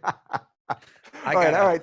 I got a laminate I keep in my wallet that has a tipping chart on one side and how gay is it on the other. I like so that. I'll check that. You guys have a squeegee in your shower? I don't want to get into every little detail of everything we have here, but we're having a good time. It would help but the point if you squeegee off your lucite shower door after showering every day. I'll give you a couple of points. Oh, I thought you were making a very disturbing sex joke. No. Okay. No, but we do clean the shower about once a week. We try to keep squeegee. it. You've been to my house. We're pretty orderly. It's around a nice here. place. I'll tack on a couple tenths. Go ahead. But all right, so I'm gay married. I'm what I would describe now as begrudgingly pro-choice, and I make a pro-choice argument in this book. Mm-hmm. I'm for some level of public education. I'm against the death penalty. I'm for dignity with death with dignity. Allowing you to make your choice at the end of life. I'm for several things that are thought of as still liberal or lefty, but all I get, I mean, with almost no exception, all I get is hate from that crew, and yet all I get from the Dennis Pragers of the world and the Ben Shapiros and the people on the right is, okay, let's agree to disagree. Let's keep talking it out and let's see where the chips fall. And that is a fundamental difference right now. And it doesn't mean it'll always be that way, that the right will be more tolerant and the left will be more intolerant. Let's not forget 20 years ago, it was John McCain and Joe Lieberman on the right that wanted to ban violent video games. So these things are cyclical. But as the world stands right now, the right is way more open-minded and tolerant than the left is. And that is just a fact. I would describe it as a depressing fact. Yeah. Yeah, I was thinking about my views as you were going through your views. Not gay, but wish I was. I really do. We would welcome you. We would welcome you. I'm also not religious, but wish I was. Like I really do. Like that too. For many of the same reasons. But I grew up in a very kind of progressive family. I've always said, look, if you want to grow a pot plant in your backyard, you should be able to grow a pot plant in your backyard and smoke all the weed you want. Now, if you want to sell it to the neighborhood kids, maybe that's a different story. But until I catch you selling it, go ahead. Same with you in the sort of death and dignity business as well. The death, as far as capital punishment, I'm not really dead set on it or dead set off it. I'm kind of, I'll know it when I hear it. Tell me the case. You tell me. But Dennis has made some pretty intense arguments in several of his books for the death penalty, and I've debated it with him, and I think his arguments are pretty tight. This is where I'm just more of a libertarian. I sense you are here too, where for me it's just like, you know what? I'm not even saying your arguments aren't good on the other side. I'm just saying I just don't like constantly ceding power to the government. So it's not that life in jail is so spectacular, but I just don't like the idea of saying to the government, yeah, and on top of everything else, you can execute people. I just don't like the concept. I'm sort of small government and more free will. Guns, I don't really have a dog in the fight. I've never really been a gun guy. Where are you on abortion, though? Because that's the big one for conservatives more than anything else. For me, I'm for keeping it legal and available. I've said to Dr. Drew that I think we need to set some sort of timeline, so to speak, which is like we have an age of consent, and and I believe there should be a national age of consent. I don't think people should travel, to Texas and it's 14 plus, the consent of the father or something like that. Like there's way too many rules. Like my thing is like you make it like drinking. Or drinking is now. It didn't used to be that way. It's like 21, voting, 18, military service, 18. Pick some number we'll call it, and I don't know what the number is, but we'll pick some number and we'll call it 17 months or something like a 17 weeks. Sorry, yeah. months is Yeah, obviously. That might be, you are pretty extreme. Yeah, kill the kid in the crib. Yeah. You pick some number like 17 weeks and you go, that's the number. And then past 17 weeks, no abortion. And before, and again, the number can move around. I'm not saying where the number is. I'm saying you pick a random number and then you have some sort of thing carved out for, I don't know, morbidly obese women who didn't know they were pregnant, but were raped by their grandpappy or something and want to have an abortion or whatever that is. And you just kind of settle on a number. Carolla, you're making sense, man. And that's exactly what I lay out in this book. I said, I actually moved my position. My position for the last couple of years, and I've debated it with many of the people that we just mentioned, was 20 weeks. And the reason I was picking 20 weeks was because they've proven that at that point, the fetus can feel pain. And when I debated that with Shapiro, he said to me, well, Dave, to be quite honest, you're admitting it is a life then, because you know at 19 weeks, it's obviously a life. And then you're just saying that the 20-week is the pain point and that's your cutoff. And I said, yeah, I have to concede that. I am not denying that at 19. What I have done in the last year, though, I have moved on my position on this. I actually think even 17 weeks is too far. I know you were just picking a number there. To me, it's 12 weeks. That's first trimester. And I believe it is a life. I am not denying that it is a life. Look, if we find a speck of anything on the moon, we call it life, right? So I believe the sperm meets the egg, that's life. And we can talk about the blastocyst, 4 days later, and when the egg attaches to the wall and all of those things. I do believe it is life, but my preference to be in a functioning sort of pluralistic society with people of all sorts of religions and philosophies and walks of life and ways of life is that you have to have some sensible cutoff. And then, yes, can there be some, if there's absolute crazy abnormalities and, threats to the woman's life, and if the child can, there's partial brain or can never live anything close to an actualized life, I think you have to leave room for some exceptions. But when I find my conservative friends say, no, it's just, you can never do it, period. It's like, well, all right, well, first off, that means if the state's going to tell people that they can't have abortions, now does the state have to help these people, which usually conservatives don't want to do for the reasons that we just discussed. Right. And then on top of it, it's like, that's an odd thing for the conservatives to argue because they usually want the state out of people's lives. And more importantly than any of it, and I've gotten a lot of conservatives to admit this behind the scenes, although they won't say it on camera, if you say to a pro-life conservative, if your child, your 15-year-old daughter was raped, and abortion was illegal, would you force her to have that child? And most of them privately will admit that they would not force her to have that child, that they would allow her to have an abortion. So I think what conservatives are doing here, and it partly is the religious thing, they're staking out sort of like a star in the distance, the North Star position, which is that nobody would have abortions. And that's a lofty position to have. I don't begrudge them that. But I think beneath that is we have to be able to have a more honest conversation about it. So I don't like abortions, and they should be safe and rare, and we should try to have more adoptions and the rest of it. Anyway, all of that leads me to saying I've still got these things that are thought of as lefty, and abortion is the one that on the right, there is no negotiation there, and yet I can still call all these guys friends. So it does tell you about the mind of people on the right.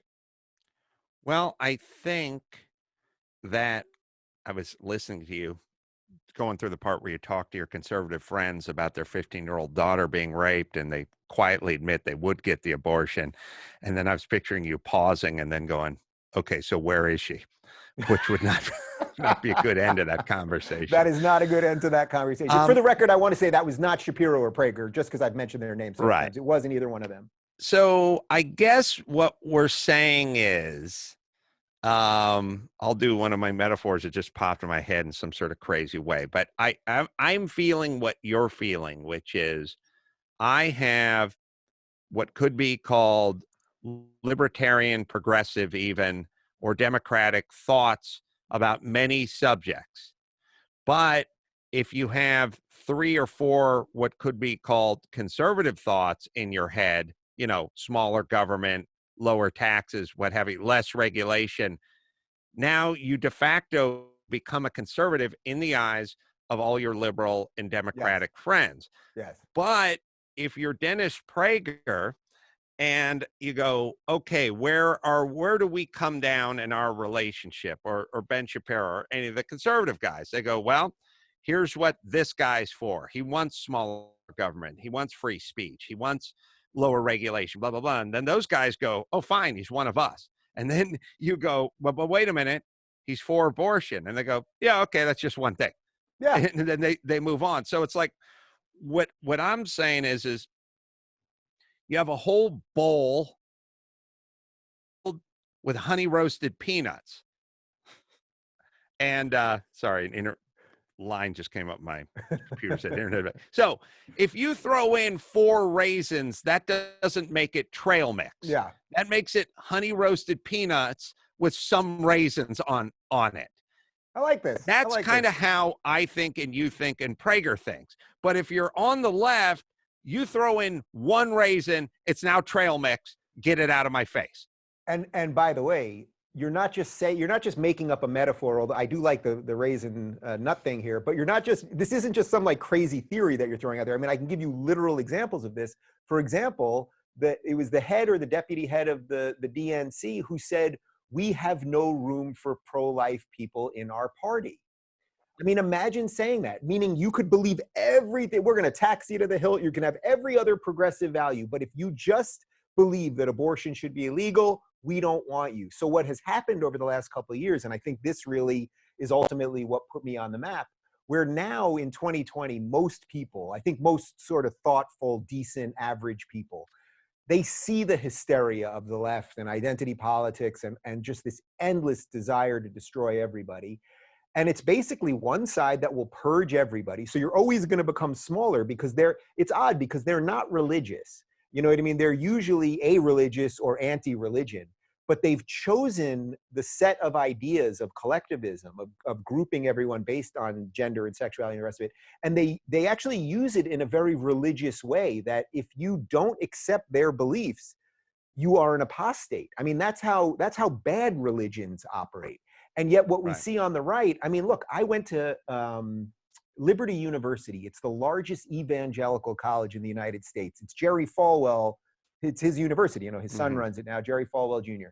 I spoke in front of 14,000 people. It's the largest. I did that whole year and a half with Peterson, as you know. We never spoke to an audience of 14,000 people. So that's a lot of people, like a legit, like, it felt like a political rally. I go up there. They know I'm pro-choice. They know I'm gay, married, the rest of it. I get a huge freaking standing ovation. I walk around campus for the afternoon and I'm saying hi to all these students and hugging them and shaking hands and taking pictures. And it's like, you're telling me these are the bad guys, these evangelical Christians who invite people that are different from them and treat them well and respectfully disagree and all of this stuff.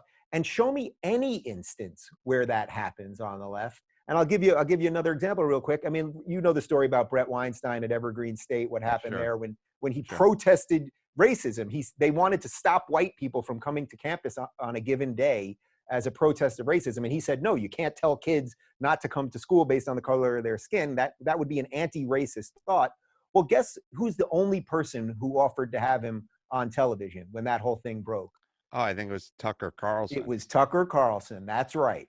It was Tucker Carlson. No MSNBC, no CNN, even though Brett is as lefty as you can possibly get. This is a good segue because I was just having this conversation with Dr. Drew, who in many ways is kind of in our boat.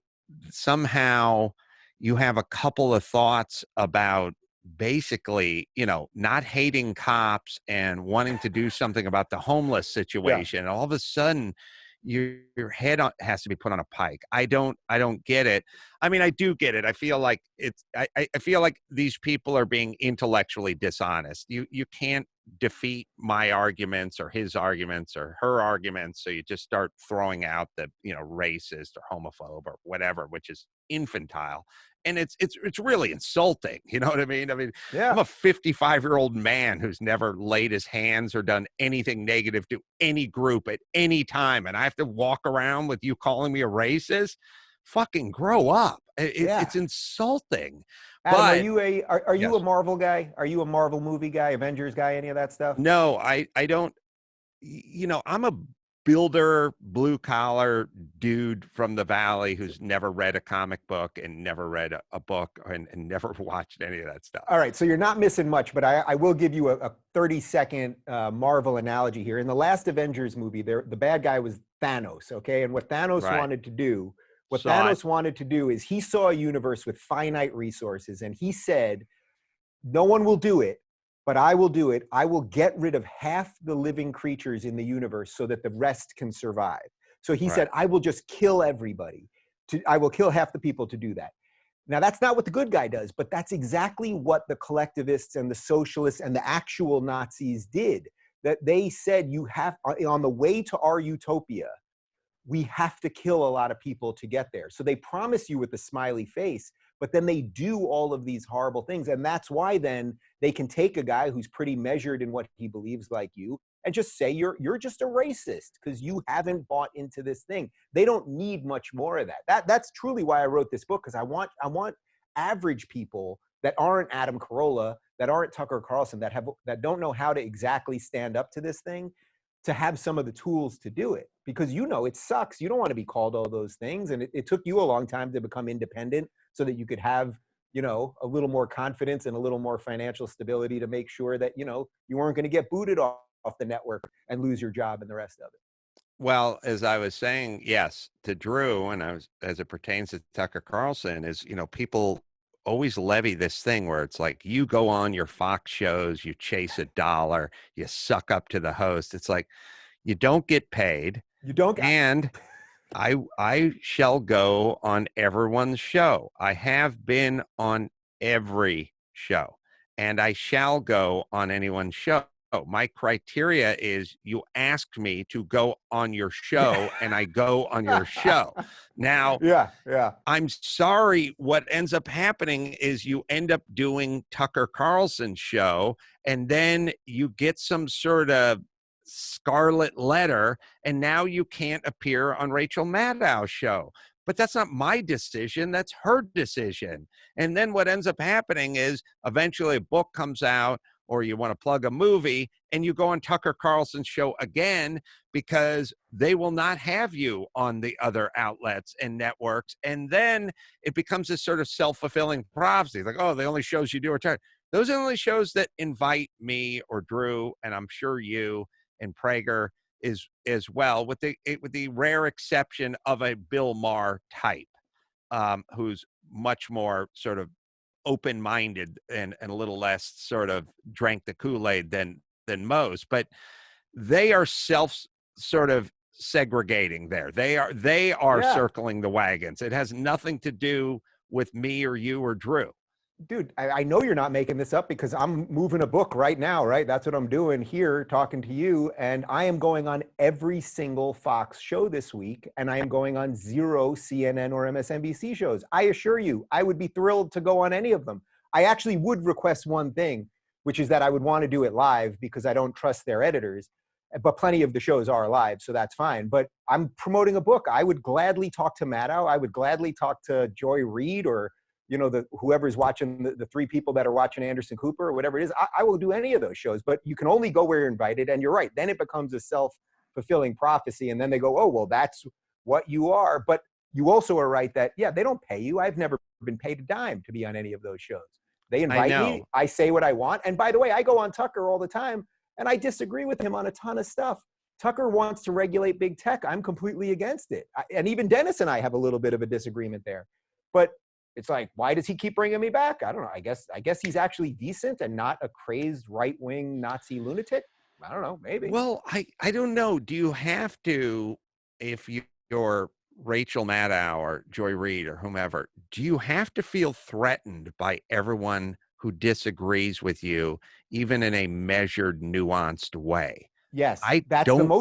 Yes. I don't feel threatened by people who disagree with me. No, I want to hear what they have to say. And then when they say it, I might be able to think differently than I'm thinking now.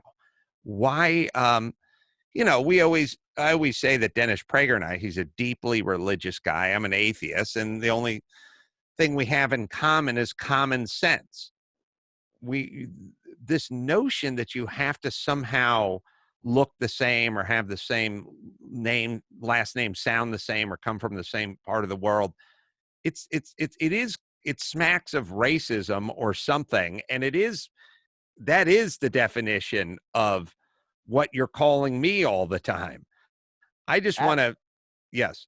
Well, you're not going to believe this, Adam, but I have had our crazed right-wing religious friend Dennis Prager and his wife Sue over to my gay house for dinner, and he said it was the best chicken he ever had, and I don't think he was lying.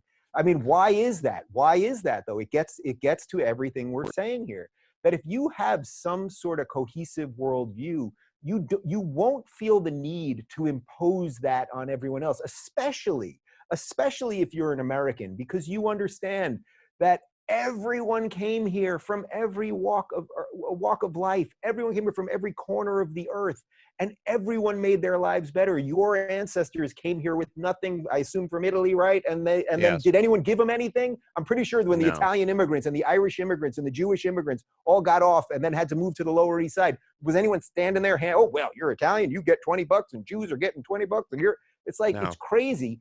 And so what these people are doing is they're actually trying to rip away our history because they don't believe in the American dream. They don't believe this thing is good.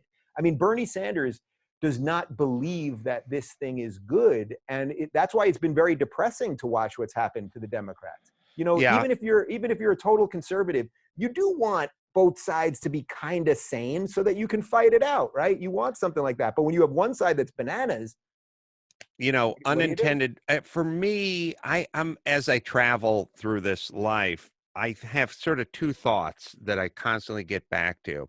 One is all roads lead to narcissism.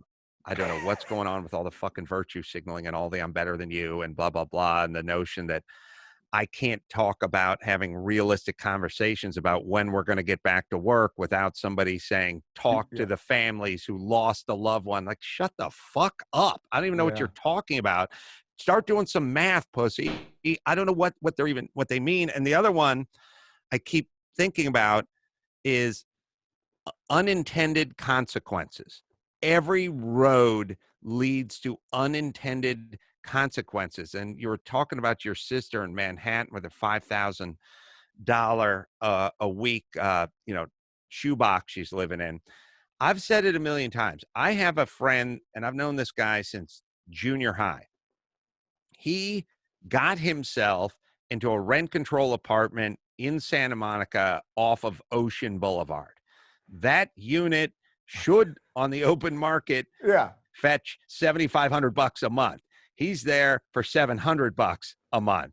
And meanwhile, I'm in the valley and I'm on my fifth house because I don't have that luxury. And every time I say to him, move to the valley, buy a house, he goes, it's so hot in the valley. I open my window, I look at the ocean. You know what I mean? And I go, okay, well, now you're going to die a renter because of unintended outcomes. The government gave you this. Yes. Yeah, it's even more than that, though, because think about it. So now he's paying way under market value for that. So then his landlord, right? So let's say he's in a building of, 8 apartments. His landlord, now if the whole thing is rent controlled, his landlord's going, I should be making about $50,000 a month from this place. And instead I'm making, $3,500 or something.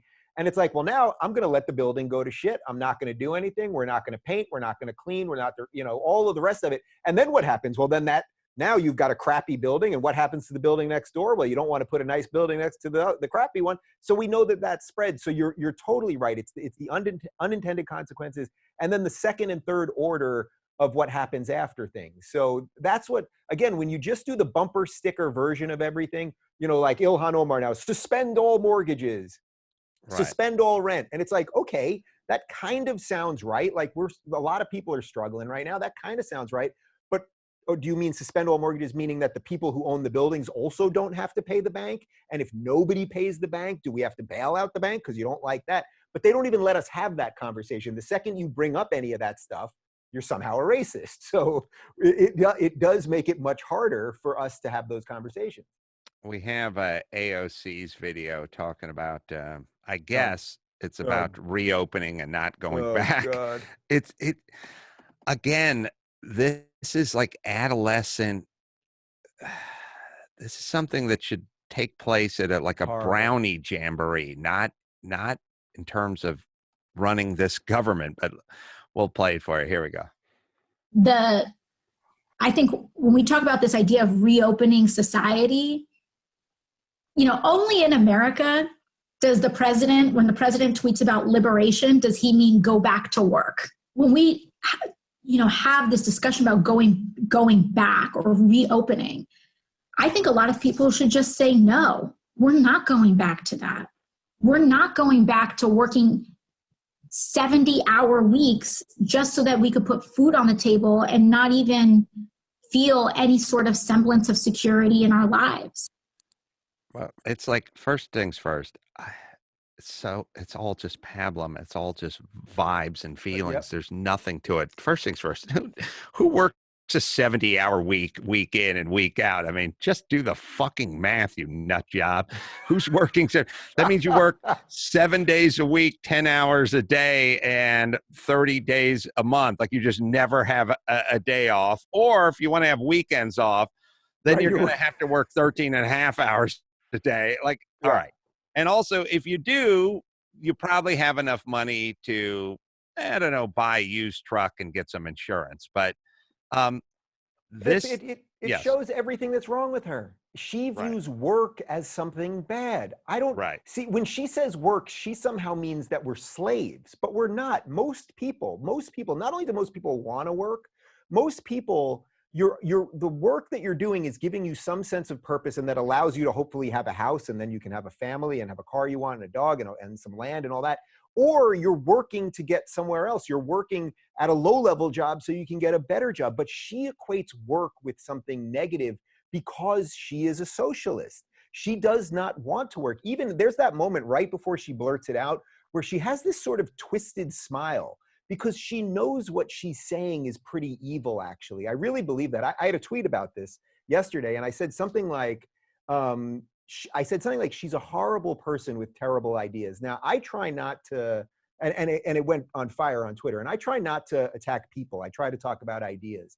But at some point, when you consistently have horrible ideas that have been time-tested to be terrible, and by the way, these ideas are not coming out of A.O.C. She's a puppet of what? I have no idea. But when your ideas are endlessly terrible, and when your ideas want to control other people, everything we've talked about here for a half hour, Adam, we're talking about how we cannot control other people, right? So people could say, oh, the ideas that these two guys are putting forth are pretty bad, but our ideas are, hey, I want to keep my stuff, you keep yours, get out of my way. Her ideas are not only bad, but they're twisted because her ideas would involve taking more from some and being involved in your life. So someone tweeted at me and said, well, I'd like to believe her intentions are good, but somebody said the road to hell is paved with good intentions. So whether she's truly like sort of corrupt and evil or a tool, I don't know. But even if her intentions are absolutely pure, that doesn't make her a good person. If anything, it makes her sort of like a useful idiot or something like that. Well, her policies, if you were able to enact them, would cause death, would cause poverty, would cause a destruction of a society, and there would be a lot of collateral damage with that.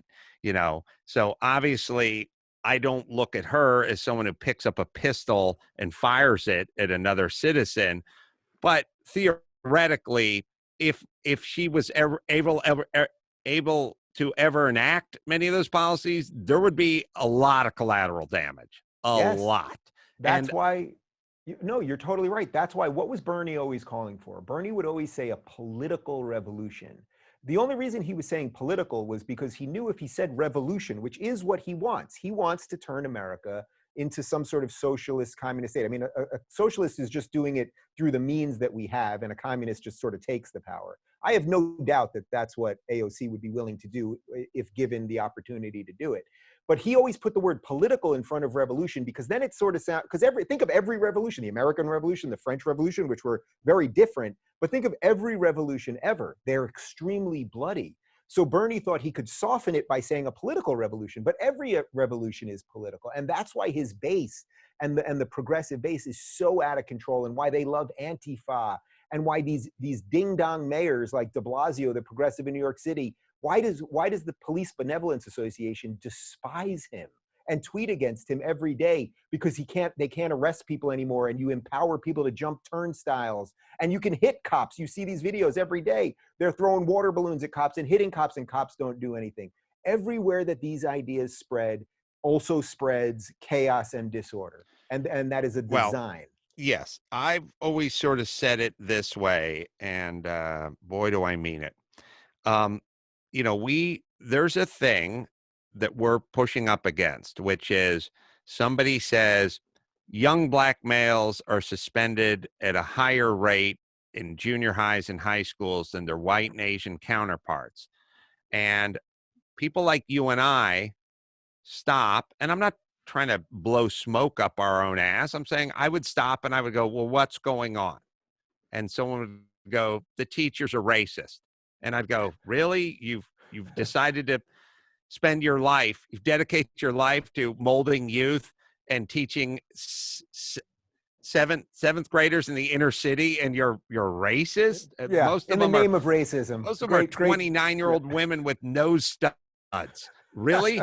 You're race? These people are race? Well, they're suspending black kids. And I'll go, well, okay, but I'll explore the teachers a racist angle or the faculty's a racist angle. But now I've done some looking around, and it turns out that the schools that have the black and Hispanic faculties and administrators do it at the same high rate as the ones that have the white. So maybe I'm going to rule out, let's just put racist off to the side for a second. Now let's really try to figure out what else could be contributing to this. And then that person goes, I know, I can fix the problem and I can do it today. And you go, how? Because I feel like this is going to take some effort. And they go, no more suspensions of black and Hispanic students. And then I go, well, you didn't fix anything. You just moved the goalpost. And they go, no, you want to cut down statistically? Do it this way. It'll have an impact tomorrow. And then I go, you're driving a car up the Grapevine. The car's overheating and it won't go faster than 40 miles an hour. I want to fix the car. What do we got to do? Flush the radiator? What do we got to do? Gap the plugs? What do we have to do? And they go, no. Bust the glass, take the speedometer, turn it up to 80, and then it's fixed. And I go, oh, okay. And then I go, but I don't think that's a way to fix the problem. And they go, yeah, you want to know why? Because you're a racist. And then I go, wow, are we never going to fix this problem? Yeah. And by the way, this happens across the board. You could do it. Okay. Suspensions with black students. Look, where are the most young black men shot in America? Literally every single week for God knows how many weeks it's been going on. Chicago. What's the city that has the tightest gun laws in the nation? Chicago. But we're not allowed to talk about that, because the second you bring it up, who's the only guy that talks about it on mainstream media? It's Hannity. And every time he brings it up, Media Matters says he's racist and tries to get his advertisers to pull out. So they've concocted a really strange game here, where they've made the opportunity cost for telling the truth is so high because of the mob and outrage culture and everything else, that they've forced a lot of good people just to check out and self-select out. And that's the weird thing about Trump, actually, or not the weird thing, that's probably the magic about Trump, is that Trump just walked in and he saw all of these inequities. And I don't think Trump is some incredibly honest, decent, brilliant human being, but I think he has a way to see people and behavior.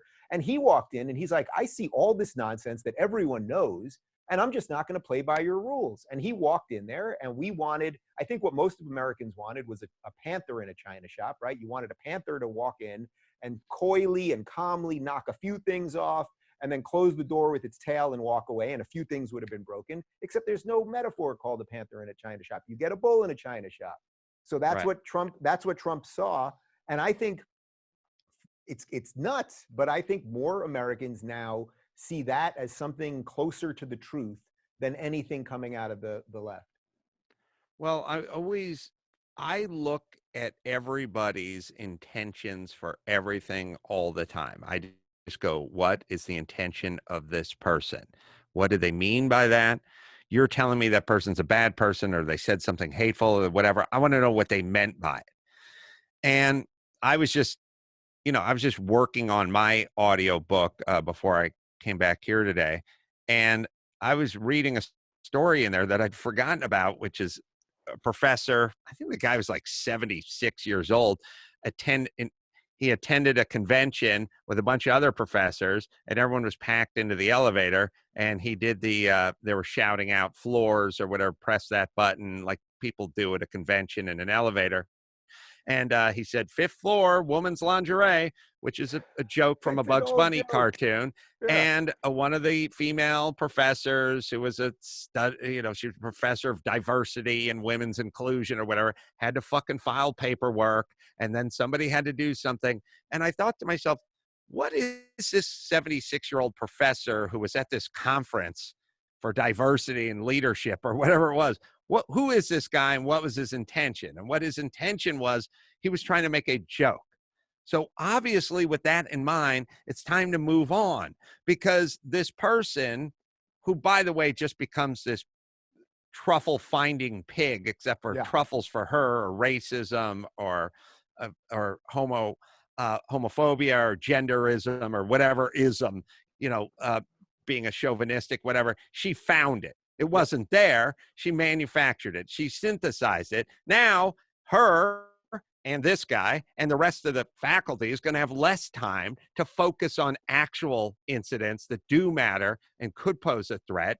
But I just look at intention. And once you tell me this guy was a 76-year-old guy who was making a joke from the Borscht Belt, I laugh and move on, no matter who I am or where I am in that elevator. Why are we throwing intention out the window? What good does it do me to say out loud, I want to get the economy back. I want to get people working. I think it's safe if you live in LA. And then have everyone call me an asshole, or everyone call you a hater or racist or whatever they call you. What's in it for me? I don't get it. And this part where it's like, oh, you're going to speak to your crowd over there at Fox. Like, what crowd? They don't pay you. What are you talking about? You know what this is? This is the narcissism of small differences, right? So what that woman in the elevator did was she heard something that it's an old Bugs Bunny joke. The guy, I mean, I'm going to go out on a limb here and assume that this man did not live his life to destroy women. I'm going to guess he might have even been married to a woman, or he might have even been given birth to by a woman. Right. And he just made a comment. And it's so interesting, because right now we're doing this social distancing thing. And I don't really like the phrase social distancing, because we're social creatures. And we have to physically distance right now, but we need to occasionally, I mean, you know this better than anybody. What do comics do? You make the joke to get to the line, and occasionally you're going to trip over it. And he's just a guy trying to break some tension in an elevator and the rest of it. But what they do is, the woman who heard it, then it's the narcissism of small differences. She sees something. She can sniff out something. It's the truffle, the pig and the truffle analogy is the right one. She can see something, and then by trying to destroy this man, you're signaling to all of these other people who loosely believe what you believe, that you're good. You are good. You will, and especially, I'm going to guess he was probably white, and he was old, and he was probably straight, and you have the cocktail of evil, and you can take him out. One other thing on this, maybe you've talked to him before, but there's a great professor up at Portland State, Peter Boghossian.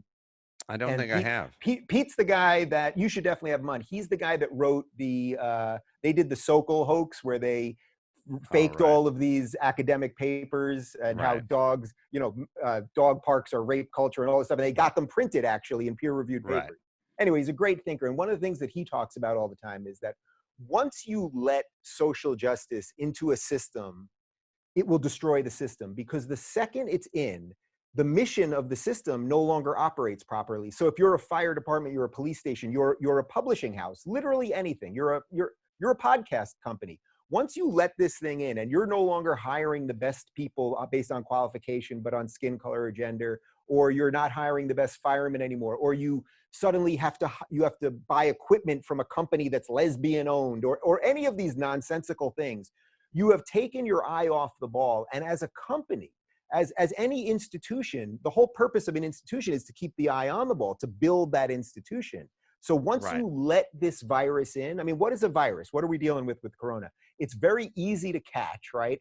And it's very hard to get rid of. And that's what social justice is. So no matter where it gets in, just in the last couple of weeks, what publishing house was it that was going to print Woody Allen's autobiography? Right. And then a couple social justice warriors there said, we're not going to let him do it. And guess what? They had to give it up, and he published with somebody else. But it's like, you can say what you want about Woody Allen, and he either did or didn't do whatever it is, but that's not the mission statement of the publishing house. They decided to give the guy a book, but once it's in, man, it's almost game over. And that's why we're watching so many universities crumble right now. And so many, not just universities, New York Times, CNN, they're all crumbling under the weight of, if I could quote, I think is it Montgomery Burns? They're crumbling under the weight of their own crapulence. I have, we only have a few more minutes left, but I'm going to get a spot in, but I also want to tell you a story that I think will piggyback nicely on this. And back to our sort of unintended consequences, that also there are consequences when you just do, we're going to be diverse. You know, the fire department's going to have 33% Hispanic and 33. That's not just that really matters when your house is on fire. It's a zero-sum game. But I'll tell you a story and what it can lead to. And there's emotional consequences as well. First, I'll tell you about blindsgalore.com. Extra time in your home? Well, yes, you do. And tired of the light coming in, or maybe you want to keep the light out, or let it in or out, whatever. Blindsgalore.com. You get the best custom window coverings, and this stuff, I have it in my office, I have it in my home, I have in my master suite, I have the electronic ones. You charge up the battery, it lasts for like 6 months or a year. Use the remote, bring them up and down. You're like James Bond meets Matt Helm over here. 15 years plus experience and high quality, custom built. And you don't have to leave your house. Take the measurements at home, customize your blinds and shades, do it online. Do it at blindsgalore.com and see exactly how it's going to look at home before you squeeze the trigger on it. These guys are a great sponsor with a great product. Right, Dawson? Blinds Galore will get you the designer window coverings you've always wanted without the designer price tag. Check out blindsgalore.com and let them know Adam sent you. That's blindsgalore.com. So an interesting story just ran in my head, and I haven't thought about it in a long time, is when I worked construction for the city of Los Angeles. So I worked for a construction outfit, and we did earthquake rehab and these really bad buildings that were in like downtown brick buildings, crawling under them, digging footings and stripping the roof, like real messy, hard, bad stuff. It was a rough job, but it paid really well because it was a city job. And I was making at the time probably, $11 an hour in the free market, but the city was paying like $18, $22 an hour. And I was like, oh, well, I'm taking this job. And the thing that's so screwed up about the city, one thing I remember clearly, is because I was one of the better carpenters on the job and had some of the most experience on the job, they designated me laborer because a laborer got paid more by the city than a carpenter did. Now, in my world, a carpenter, by and large, would get 13, 15 bucks an hour, and a laborer would get $6 or $7 an hour. Like It was half. But in their world, and I'm telling the story, and I'm looking at a frozen Dawson up on the screen, and Dave's a little further away. So just so you want to know, we're having a little Zoom moment here.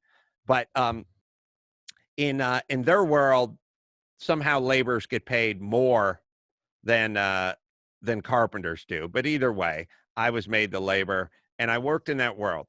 And there was a guy named Jeff, and he was just like a basic Topanga white guy, sort of strapping kind of surfer guy. And he wanted to be a fireman this entire time. And it was his dream to be a fireman. And he would drill with the Topanga Fire Department and do all this kind of stuff. But he couldn't be a fireman because he was white.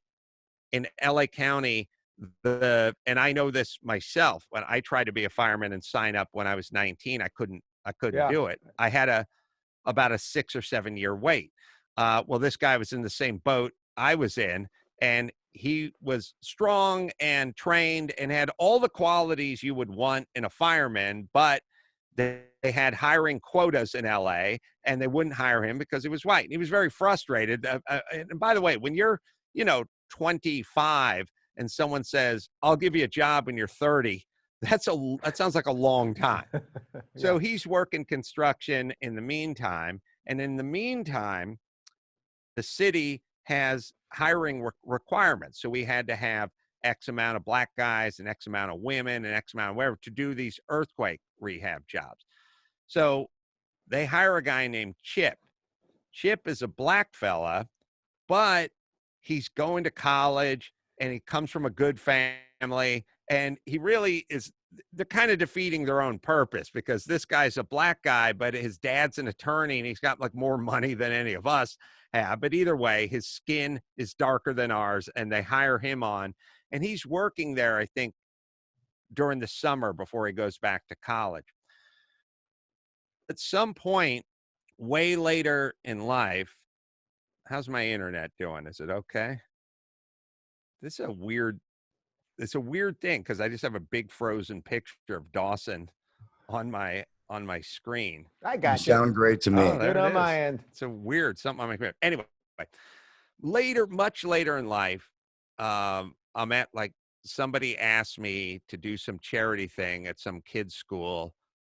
You know, I'm at this point, I'm 45 at this point, and I go, yeah, sure. And I show up at the school, and I'm doing the charity thing, and I run into Chipper, who I hadn't seen for 20 years when we're doing earthquake rehab. And I remember this guy well. He was such a non-carpenter that I actually brought him one of my tool bags because he didn't have tool bags. And instead of wearing the big carpenter bags and belt, you know, like from the Village People, right? Yeah. He's trying to make a gay reference. I got it. He pulls literally like a dress belt through. He's wearing my bag with a dress designer belt going through it. That's how little of a carpenter he was. And so I started talking to him, and he said, yeah, I'm an attorney now and blah, blah, blah. And I was like, oh, that's right. You're a college guy and your family was kind of put together, and now you're a successful attorney. And then we started reminiscing about what about this guy and what about that guy? Ever see any of the old guys or whatever? And then I brought up this guy's name. I brought up Jeff, and I go, yeah, I haven't talked to Jeff in a long time. And the guy kind of made a face, and I said, what's up? And he said, yeah, I don't like that dude. And I said, oh, Jeff was a cool guy. Like, what was the problem? And he's like, he was always super shitty to me. I think he was racist. And I was like, no, Jeff's a cool dude. And he's like, no, not with me. He wasn't. Well, what the city had done is the city took the one guy who was poor and could have used a job on a fire department and told him he couldn't have it. And then they took the other guy who was going to college and came from some affluence, and they gave him a job he didn't deserve. And then when those two guys ended up together on the same job site, the white dude who was being prevented from having a job by the fire department because the city had intervened was taking it out on the black dude who wasn't qualified to have this job, who ironically had it. So obviously it was bringing up all these feelings in this guy, Jeff. And now you've taken two citizens and made one of them think he was racist and the other one think he didn't deserve to be there. And you have all this acrimony because you've artificially put your fucking hand in here and moved the pieces around. Where's that road to hell? Where does it take you again? Right. It's where do those good intentions take you? Paved with good intentions. And yeah. So the diversity people get in there, they think they're doing something nice. Next thing you know, you actually instigate racism and help people that don't need to be helped and harm people that do need the help. I mean, there's so many examples of this that doesn't surprise me. And we probably live in the epicenter of all of it. Right. So for me, I don't have any thoughts about black people or white people. I just want everyone to be able to pursue what they want to pursue. And I trust that the system will work with that. If you are in fact black and you do in fact want to be a fireman and you are good and you have the ability to do it, I assume that the system, which is not evil, is not going to prevent you from doing that. But I guess you have to kind of think the system is evil. or rich. But even if the system was evil, which it's not, we have the most meritocracy system in the history of the world, really. I mean, you could say maybe some of the Scandinavian countries related to gender or something like that, but anyone can do anything they want in America. Nobody's stopping anyone by your gender or your sex or the rest of it, except now that we've started, because of this craziness, to instigate things to stop people from doing certain things. So what is happening at Harvard? They are literally punishing Asian students from getting into Harvard. They are stopping Asian students because they felt they had too many Asian students. Now, I thought that Harvard, a place of higher learning, supposedly the greatest university we have in the United States, you would want the best students there, the people who are going to work the hardest, who have busted their butts in high school and got the best grades, and hopefully will use their experience at Harvard to get the best jobs. And then, of course, what are they going to do with that money? Help that $40 billion endowment that they have. But no, Harvard has said 40 billion. Billion. Billion. With a B, but they still took $9 million of the government stimulus check because they needed $40 billion and $9 million. That's right. But you know, they are the ones that are actually instituting racism. So I know you saw my conversation with Larry Elder about systemic racism, one of the ones that really woke me up. Well, where is systemic racism? It's actually coming out of leftist places now. So Harvard, you will be punished. So it's the right idea. Oh, we want to help minorities or something like that. Well, okay, that sounds good. But again, then you have to think about the unintended consequences. What does that mean? You're going to help somebody. That means you got to punish somebody. And why should some Asian kid, some kid whose grandparents came from South Korea, who busted their butts and maybe owned a convenience store and were probably lower class, then his parents maybe were middle class. Now he can finally get into Harvard and he should be punished because of the color of his skin. Well, who's for that? It's not the people on the right. It's the people on the left. Yes, and I should conclude by telling everybody, as our friend Dennis Prager always points out, liberal, not left. Yep. I think of myself as liberal. Dave Rubin thinks of himself as liberal, and so does Dennis Prager, who's, you know, further right than I am for sure. But we're all liberal.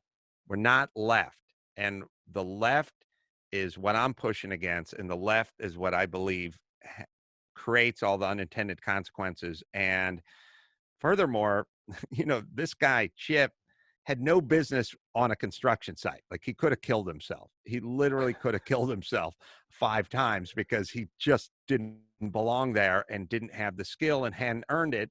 I'd been working as a carpenter for, 7 years at the time and made my way up to $18.50 an hour. And they just handed it to him, which, by the way, doesn't help him either. So I wish it's sort of like this. I wish that we could just step back and the campus of Harvard would be 20% Asian and 20% Hispanic and 20% Black and 20% gay and 20% fill in the blank. I wish that's how it worked. It doesn't work that way. I don't even wish that. We're going to have to, well, I wish there was some force in the universe where it just kind of came down to everything was represented by everything. But the point is if you try to manipulate it, it will bite you. It's one of those things where it's like every one of those movies where they go, you can travel back in time, but you can't touch anything.